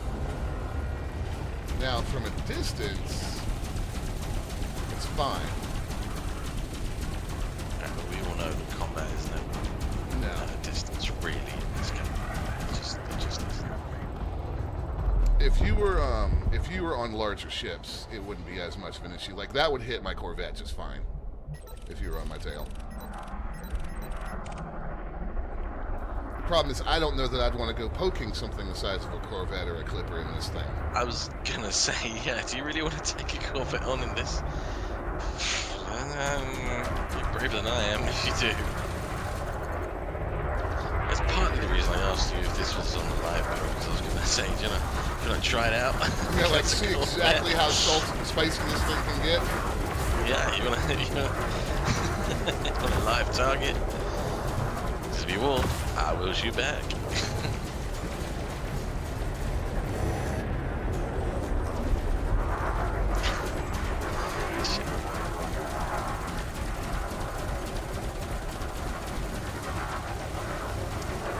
Now, I will say that this is the kind of ship that I could have some fun with doing stupid shit to. Just to see. It's an interesting trip. Like, Fletch-style stupid shit. Really? Well, maybe not fitting it with all pack hounds. No, you do that on the Defender. Wait, did I accidentally Type buy down. it? Oh, that is true. I accidentally bought a fixed, that large multican, I accidentally bought a fixed one. Ah, that'd be why. Yeah, okay. Take it back. I take Yep. it back. Anyways, well, then we can pretty much assume that that's probably better. Much better. I was thinking like Fletch's like all pack hounds missile build. Yeah, Or, pack hounds on a Type 10. That's fun. yeah. I wonder what would happen if we CPU put. destroyer. I wonder what would happen if we put all railguns on this thing. Would it end up like my infamous all railguns Eagle? Well, no, this probably handles the heat a lot better. Oops. That would be the. That was honestly like one of the funniest things I've ever accidentally done, because that was way back in the day before I really understood how everything worked. Yeah.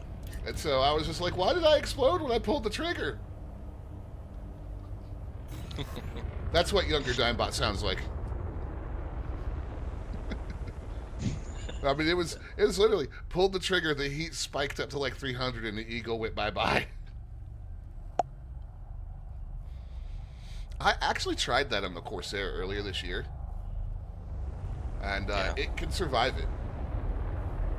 Huh. It's not pretty what it does when you pull the trigger more than twice, but it can survive it.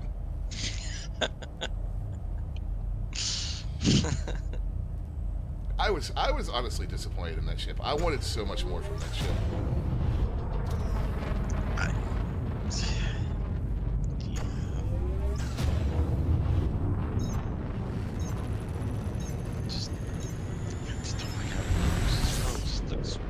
Yeah. Now I'll tell you what. Stupid. I'll tell you what this thing is going to be very good at, and I know that without even going into outfitting because of the amount of time I've spent doing it and the videos I've made in it. This thing is going to be a fun mining ship. Only problem with that is the other ship that they just brought out for mining. Well, it's going to be, that's going to be my next point. It's going to be completely hopelessly outclassed by the Type 11. Yeah. Yeah. But you can still, I think that might be what's making this ship a little more frustrating to me, is they nailed it with the Type 11. The dedicated fighter bay is the one blemish on that ship. But if you're designing the ship for, if you're designing the ship for cannon as well as functionality, it does make sense. Yeah, I don't mind having a fighter on me while mining, because that means you got some defense against those stupid rats. Yeah. But this one feels like more of a miss because we can't really see some of what's going on with those new modules. Like, I point that volley cannon at the Type 11 in an asteroid and press fire, and I know what the improvement is. Yeah. It sounds good, it feels good, it looks good, and the results is right there in front of you. They're giant hunks of rock. Yeah, and they just spew out everywhere. Yeah, that thing is, God, I love that ship. It and the Mandalay are like the two big hits. And the Mandalay's not a hit in the way I think they meant it to be. The Mandalay is just, it's my daily driver. I can see that, yeah. If I'm not going to kill something in my Corvette, I take the Mandalay because it has enough cargo, it has enough speed, it has enough jump range, and it has enough guns that I could be like, hey, back the fuck off while I make room for myself to jump out. Yeah. Yeah, no, I never considered that. Yeah, I mean, normally my runabout is an adder because it just jumps super quick, gets anywhere, lands on anything. Yeah, I've never really needed to just jump around and do something. Like, as if I'm doing data mission runs, I'll jump into a courier because I just like the way it's like, it feels like a fighter, with the domed cockpit. The cool. Mark V flies a lot like those. Just a little bigger.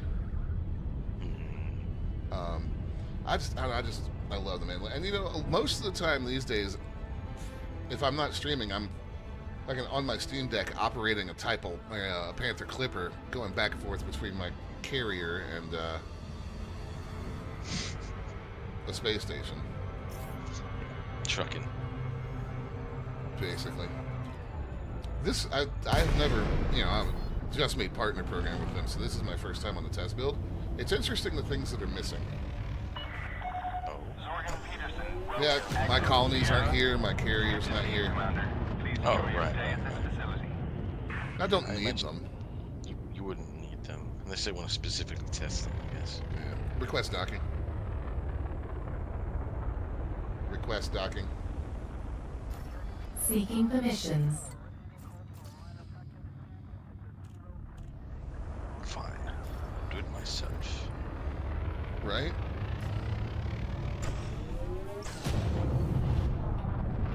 No, this is the game being funky. This happens every once in a while. There it goes. Access granted.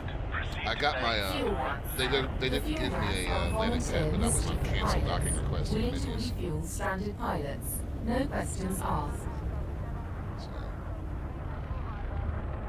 Maybe you just smell really bad or something. alright. Take us in. automated docking initiated. Okay. Yes. Thanks. 1/4 impulse engaging. If I'm gonna have the autodock computer on just for shits and giggles, and I'm gonna make voice attack do its part and take us in. Yep. I got a friend who swears by it.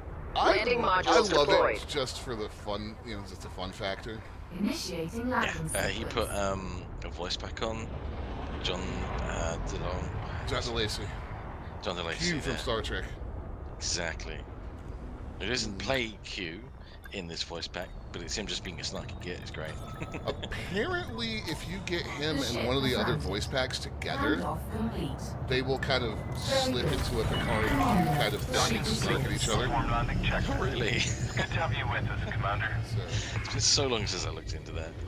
they're oh, when it's so much easier these days, they have a dedicated launcher that manages everything for you. Yeah. HCS Hub. Who have I got? I have got. No, I don't want to update the launcher. I've got Callisto by Anna Dimitro. I've got Eden by Eden Vick. I've got Ripley. I've got Vasco by Brian Blessed, and I've got Verity by Verity Croft. And yes, that is the Verity that comes with the game. She's just vastly expanded there. Yeah. So. Also, I just noticed I'm Commander Restored _797185540. Considering I had to email the community manager today and be like, yo, my access isn't working right, I'm not surprised by that. Yeah. So, I'm not going to outfit this thing 100% for mining, but just looking at it, let's see. Laser, subsurface, abrasion, deep core, and you've got hard points left over. Just if you take one of the basics. Now, you would take 2 or more mining lasers, obviously. Yeah, I bet this is more expensive than the Type 11 though when it comes out. Oh yeah, I can't get a price on it. It's not listed. But I mean, this is It's a large ship compared to a medium. It's almost guaranteed to be more expensive. So I'm saying over 100 mil minimum. normally, what you can base it on is the hull packages, the military grade and that sort of thing. They usually give you a rough idea because they are over. Oh, wait, let's see if it's hull. hold on, let's see if they do list it here. I'm sorry, they do list it here. It's 170 mil. Yeah, yeah. That does not surprise me. Oh, that's where I'd put it because as you can see, you got Anaconda Corvette cutter. Yeah. Yeah. And then the big boy. I knew those little side wings were animated on the Explorer. And everyone was like, "No, they're not." I'm like, they do. They have to be. They have to. Yeah, they are. They absolutely have to be, or it's such a waste. Like, why would you have that little gap there? They've been really good with that on the new ships. Like the Type 11 has. I love it how it folds up when you open the cargo bay. Yes. And That is- remember, remember, ladies and gents, this all started from Type 10's little winglets. We did. Yes, it did. Because it was just too big to fit on the pad.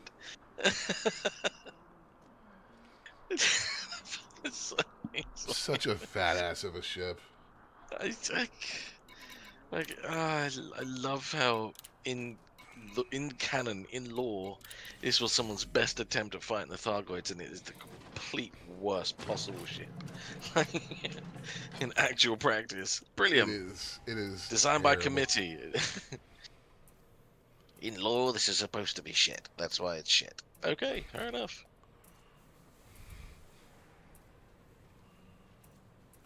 The designers were idiots. Oh, gotcha. It reminds you of BattleTech, but anyway. Oh God. Can I? This is gonna happen because I need to see this happen. Oh god, is it the Seekers or the?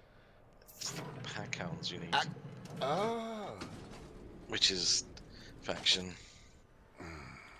If you want that real spam from an enemy, it's the Packhounds. Yeah, I do need the pack hounds, don't I? Yeah, sadly, it still looks cool, but it won't be quite as Macross-esque, shall we say? Where do you even get those damn things? Yeah, it's faction stuff, power play. Oh, are they? Yeah. I believe they changed power play though, so it doesn't really matter who you're with. You'll eventually unlock all of the fancy weapons. They did. Yeah, you will. It just Yeah. they changed the track a little bit. Explosive weapon. Yeah. Based on who you pick, you get certain things first or whatever it is. Well, I went with the blue-haired anime girl like I always do. What a surprise. Weapon is a merit reward in power plate. Ah, it's just okay. It's a seeker variant, is all it is.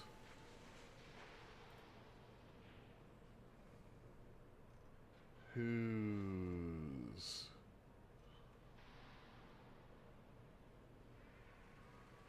doesn't say who then. That's fine. I can still get mostly the same effect. Mostly, he says.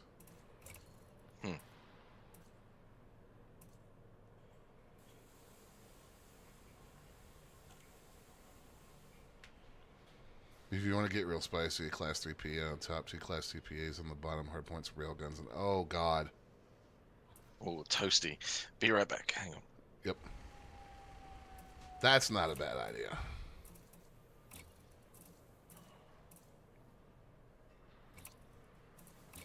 Since I have plenty of money to play with.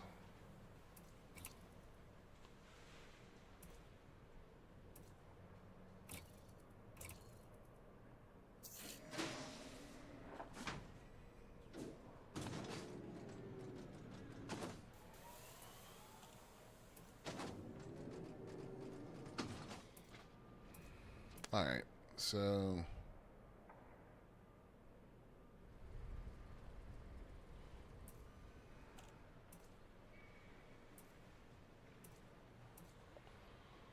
Alright, so we want those to be our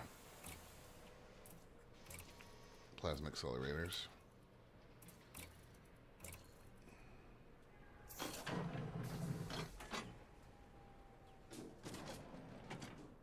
Now I'm going to have to actually aim.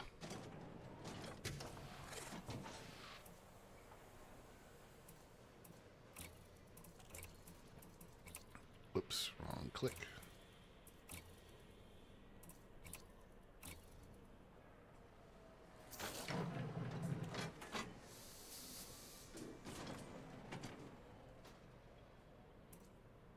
All right, so there we go.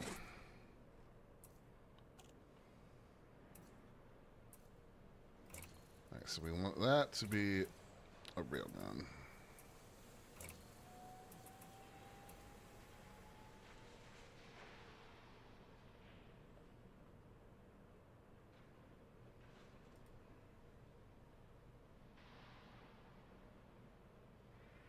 Oh. When did I get those?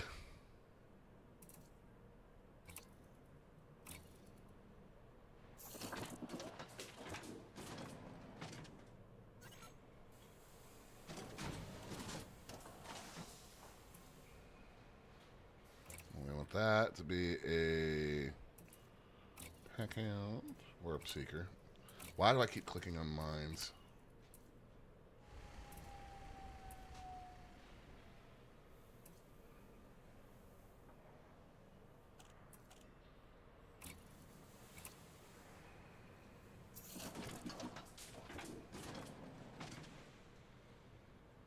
Alright, plasma accelerator, railgun, seeker, plasma accelerator, accelerator.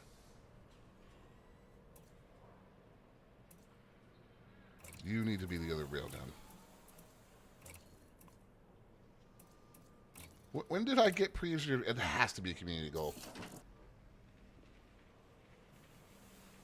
I'll put this livery back on it for a minute so you guys can see it.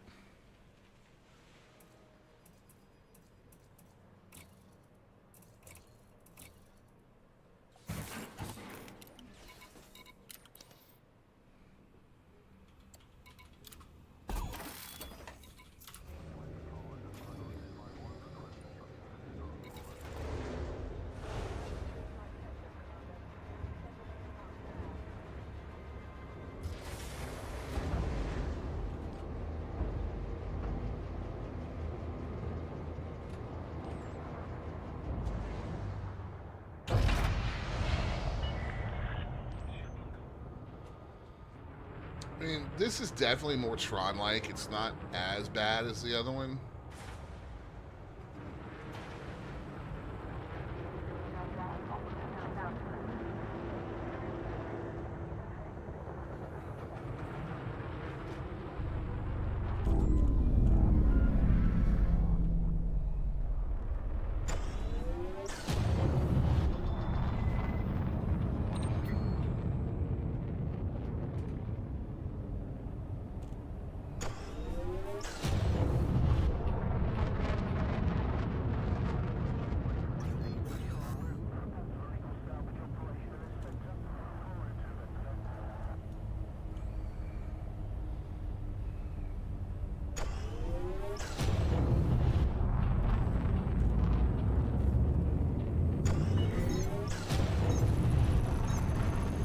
All right.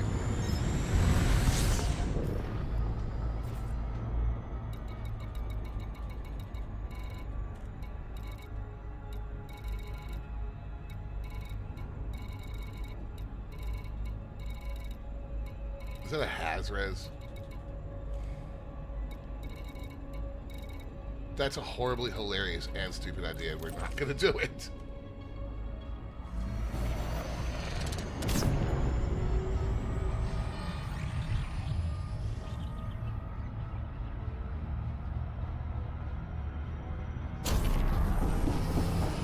Yeah, this thing is great at Super Cruise.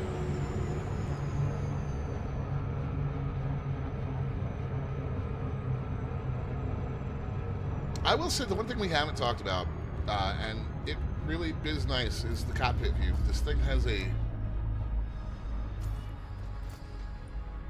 just a really nice cockpit view. You do have some downward visibility, just like you do on the Lacons and the Mandalay.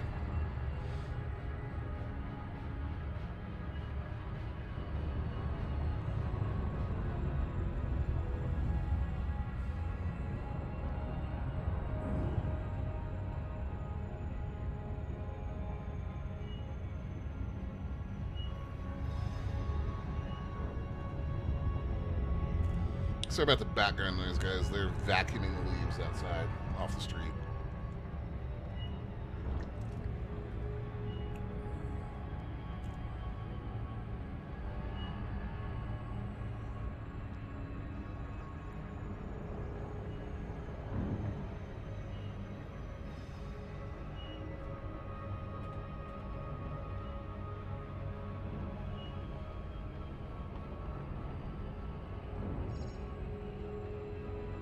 Oh god, I hope Nitrous makes it back in time to see this.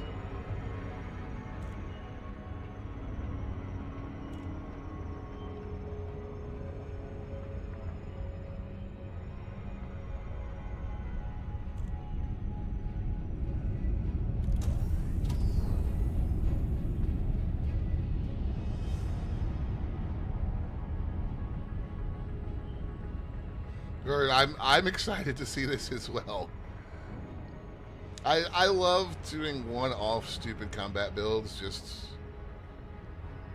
things that are good just for the shits and giggles of it. Really, I enjoy it. It cracks me up. Because we could do some really dumb stuff in this game. We just have to have the resources and knowledge.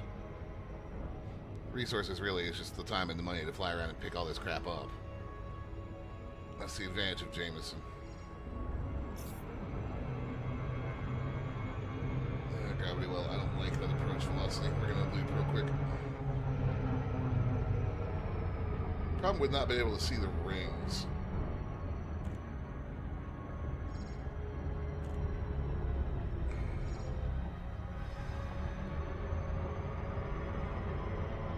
Hello. Welcome to Franvad Porkwingith. Like, I'm flying blind right now, essentially.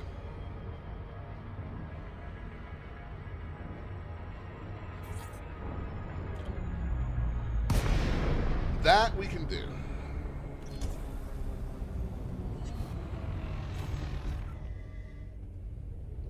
Oh. There we go. That needs addressing, like, right meow.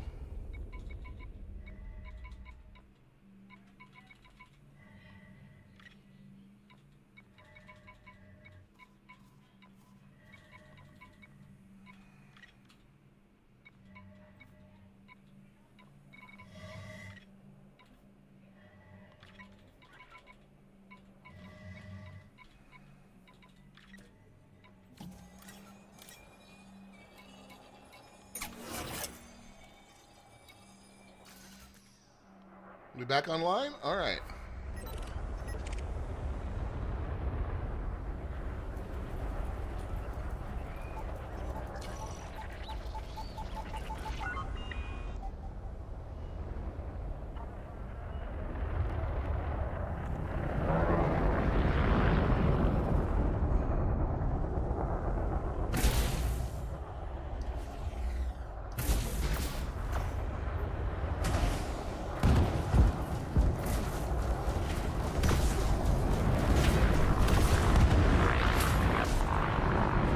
Excuse you.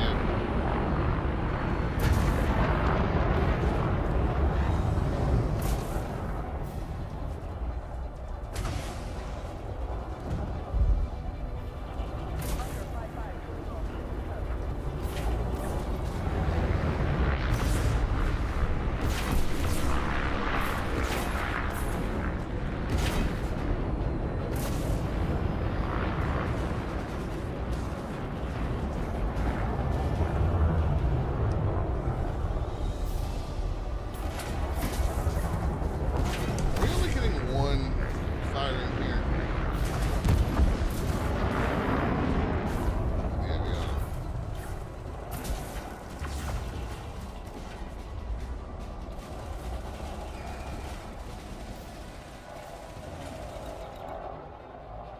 Yep. Sorry, I was thinking about the, I was still in my brain worried about the power. There we go. Yeah, this thing definitely needs a better capacitor. We may need to split. Yeah, we do.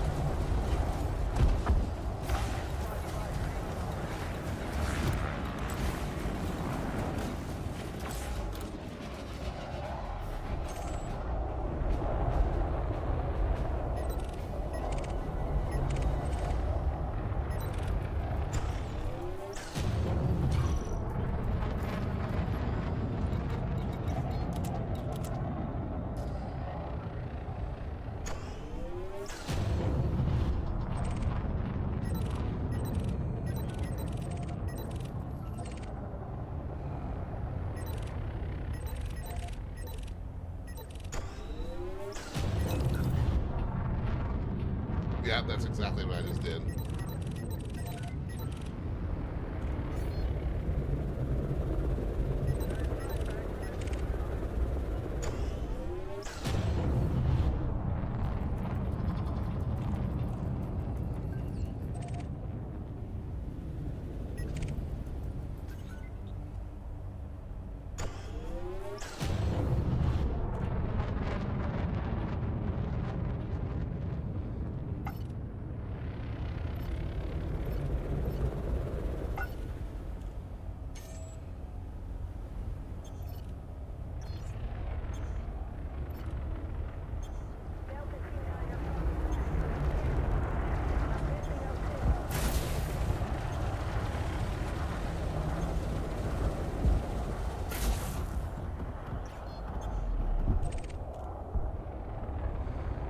Those go-to fire group wise. What else is in here? Ah.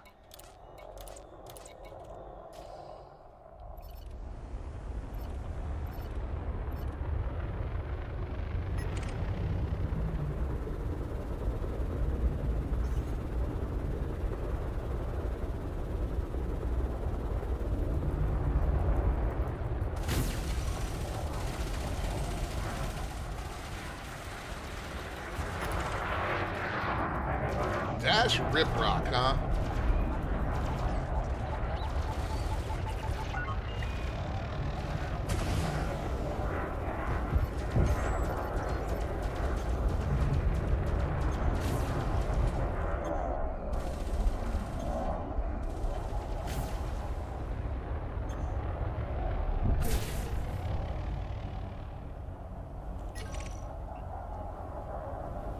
All right, System Authority.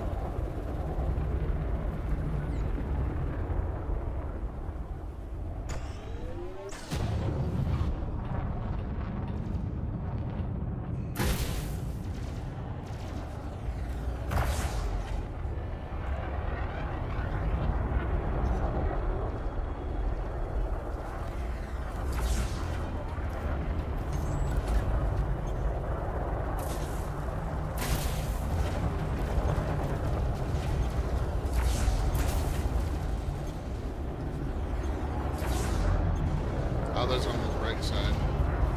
With an engineered ship, yeah, if my power distributor was capable of keeping up with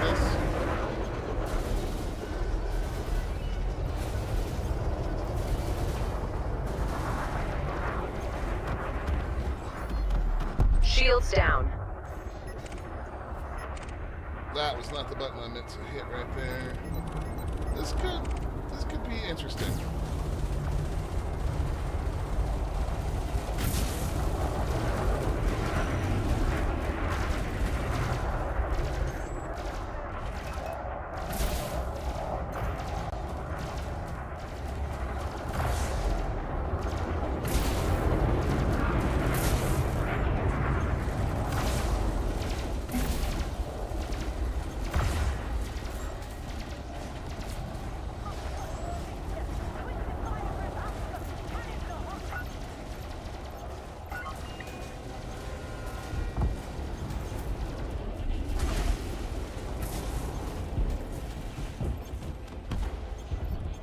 This is weirdly viable.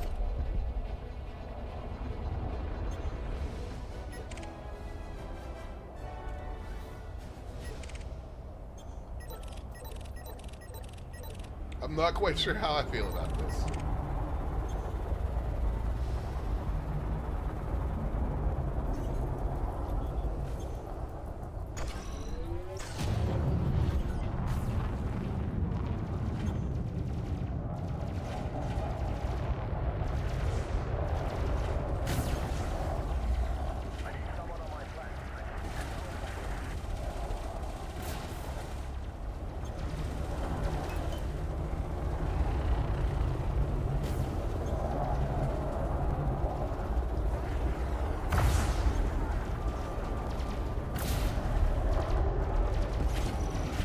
Shields online.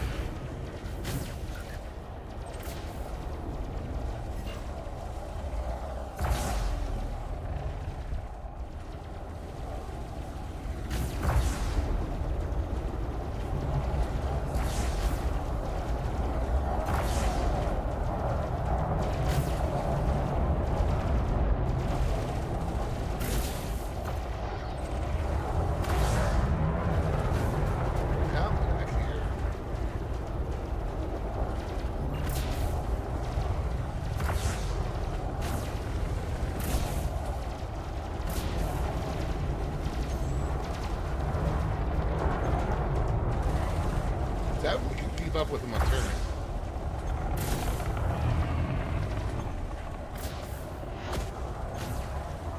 Good.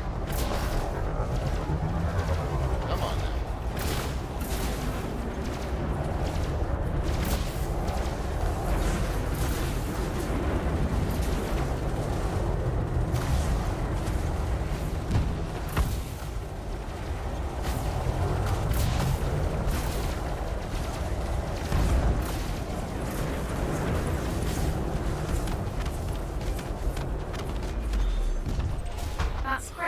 bank. That's a cultural one.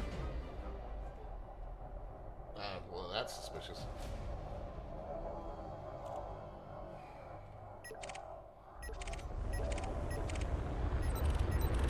I mean, with some tweaking, this could absolutely be hilariously liable.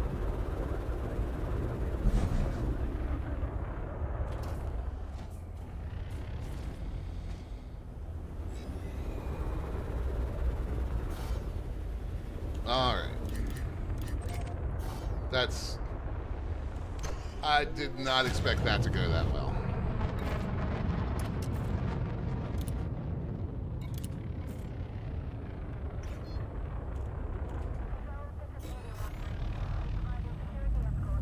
He'll be using the ship in this building when it comes out. It's not bad. It definitely needs some power plant engineering.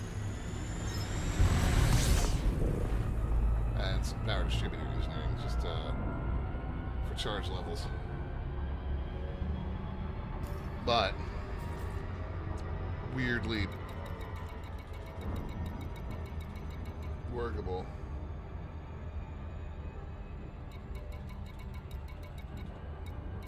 Slightly less DPS than a meta FTL. Ah, yes, the FTL.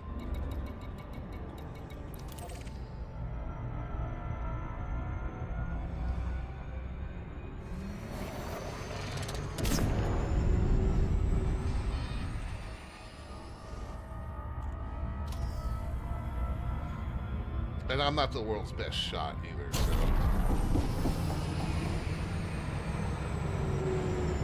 I imagine somebody with a little more experience with fixed weapons would be a lot more on target than me.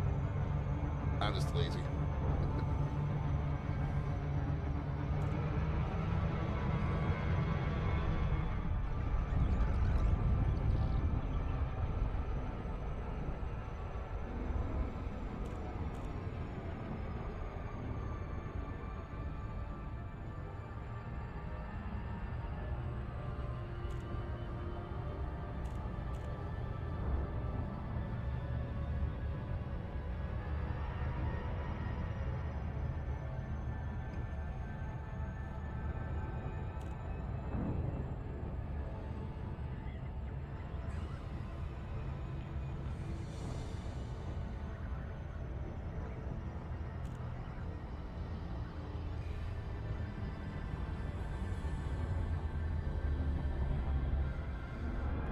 Fixed. I'm used to.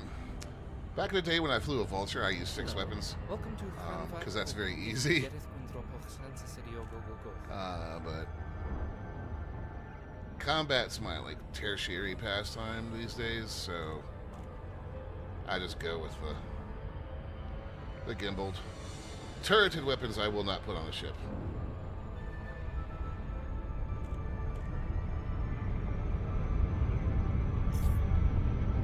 Enough bad experiences with turreted weapons.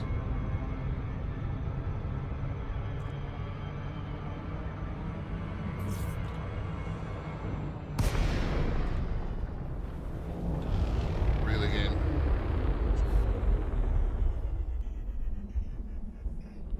Yeah, turrets are the devil. I will agree with that one.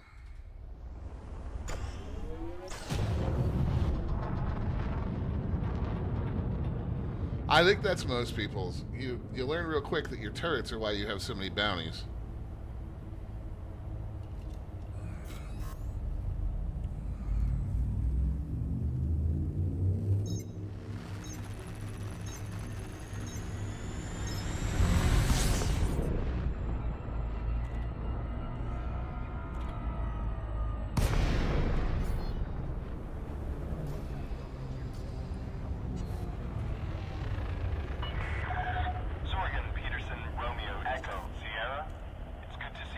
Request docking. Enjoy your stay at this facility. Seeking permissions. Why is that just busted today? Request approved. Proceed to Bay 10. Tickets in. Affirmative, Commander. Automated docking Sir? initiated. The most expensive, so they must be better. One Nope. quarter impulse engaged.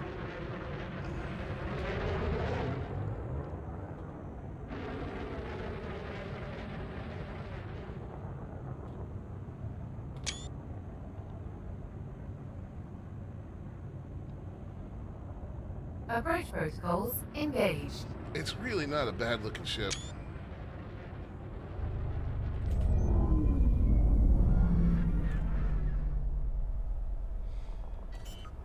Landing modules deployed.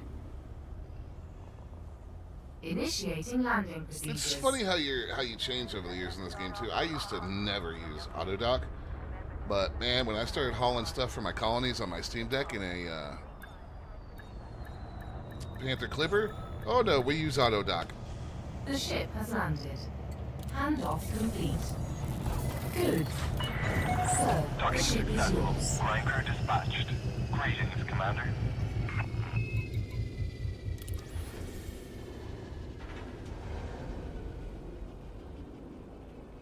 Autodock is, yeah, it's hauling is where I use it, and if I'm using voice tack, I'll use it because voice tack, and I like the funniness, but man, for something like the...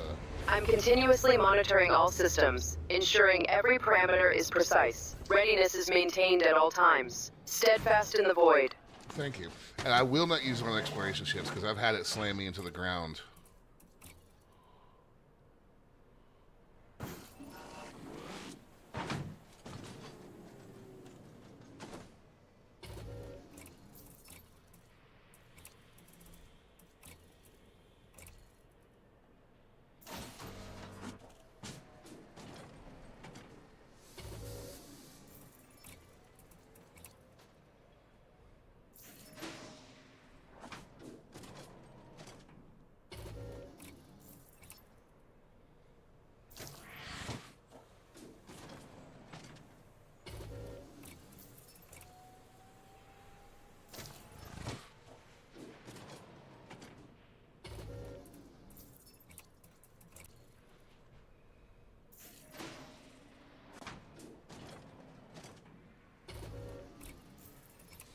Alright, now then, if I was actually going to set this thing up for a little exploration...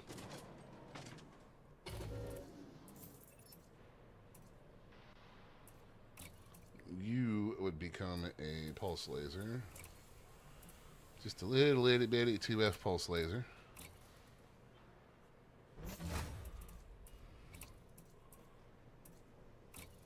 You would go away.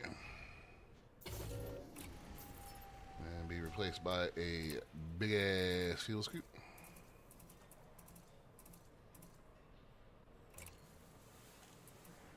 I hope we have a fuel scoop on this thing already. So, fuel scoop, go away. Absolutely, man. You know, that's why I like doing these streams. I could easily just test this thing in isolation and make a video for it. But I like testing them live with you guys because you'll come up with things that I wouldn't think of. And I'm happy to test them, you know. I've got the credits, I've got the time, so like, why not see what kind of stupid shit we can do, right?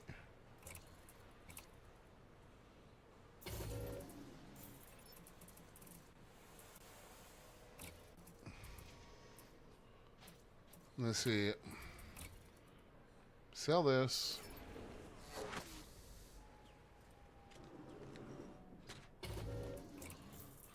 Now, I would normally take a Class E shield booster out into the void with me, and that would be it.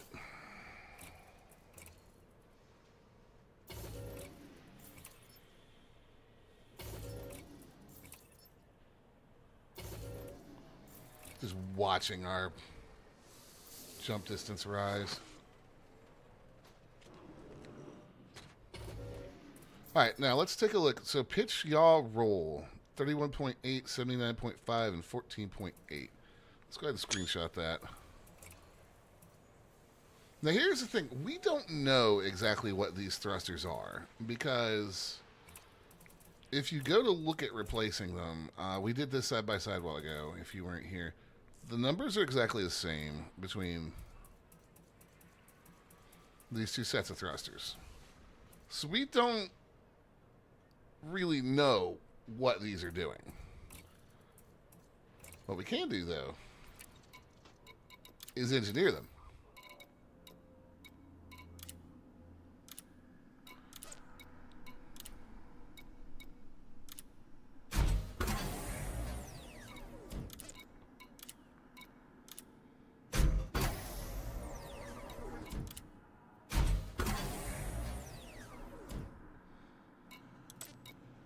Yeah, that's based on the description. I wish FTF would give us some numbers.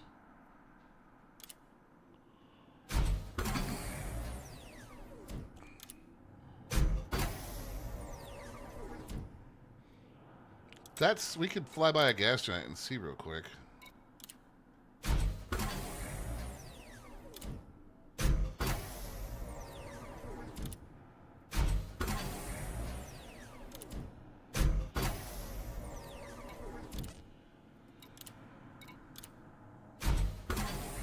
I really wish that you could just click a button to go to the max. We don't need to see every roll. We just don't.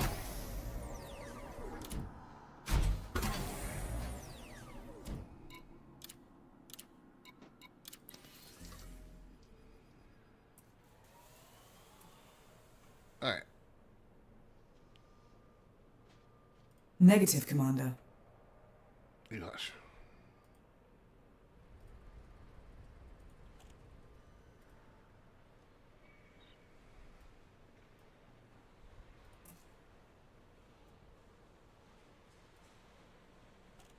Alright.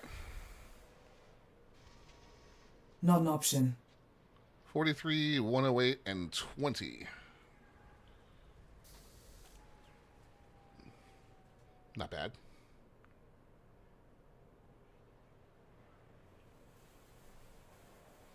That is that. You just said what I was going to look. I want to see how that stacks up to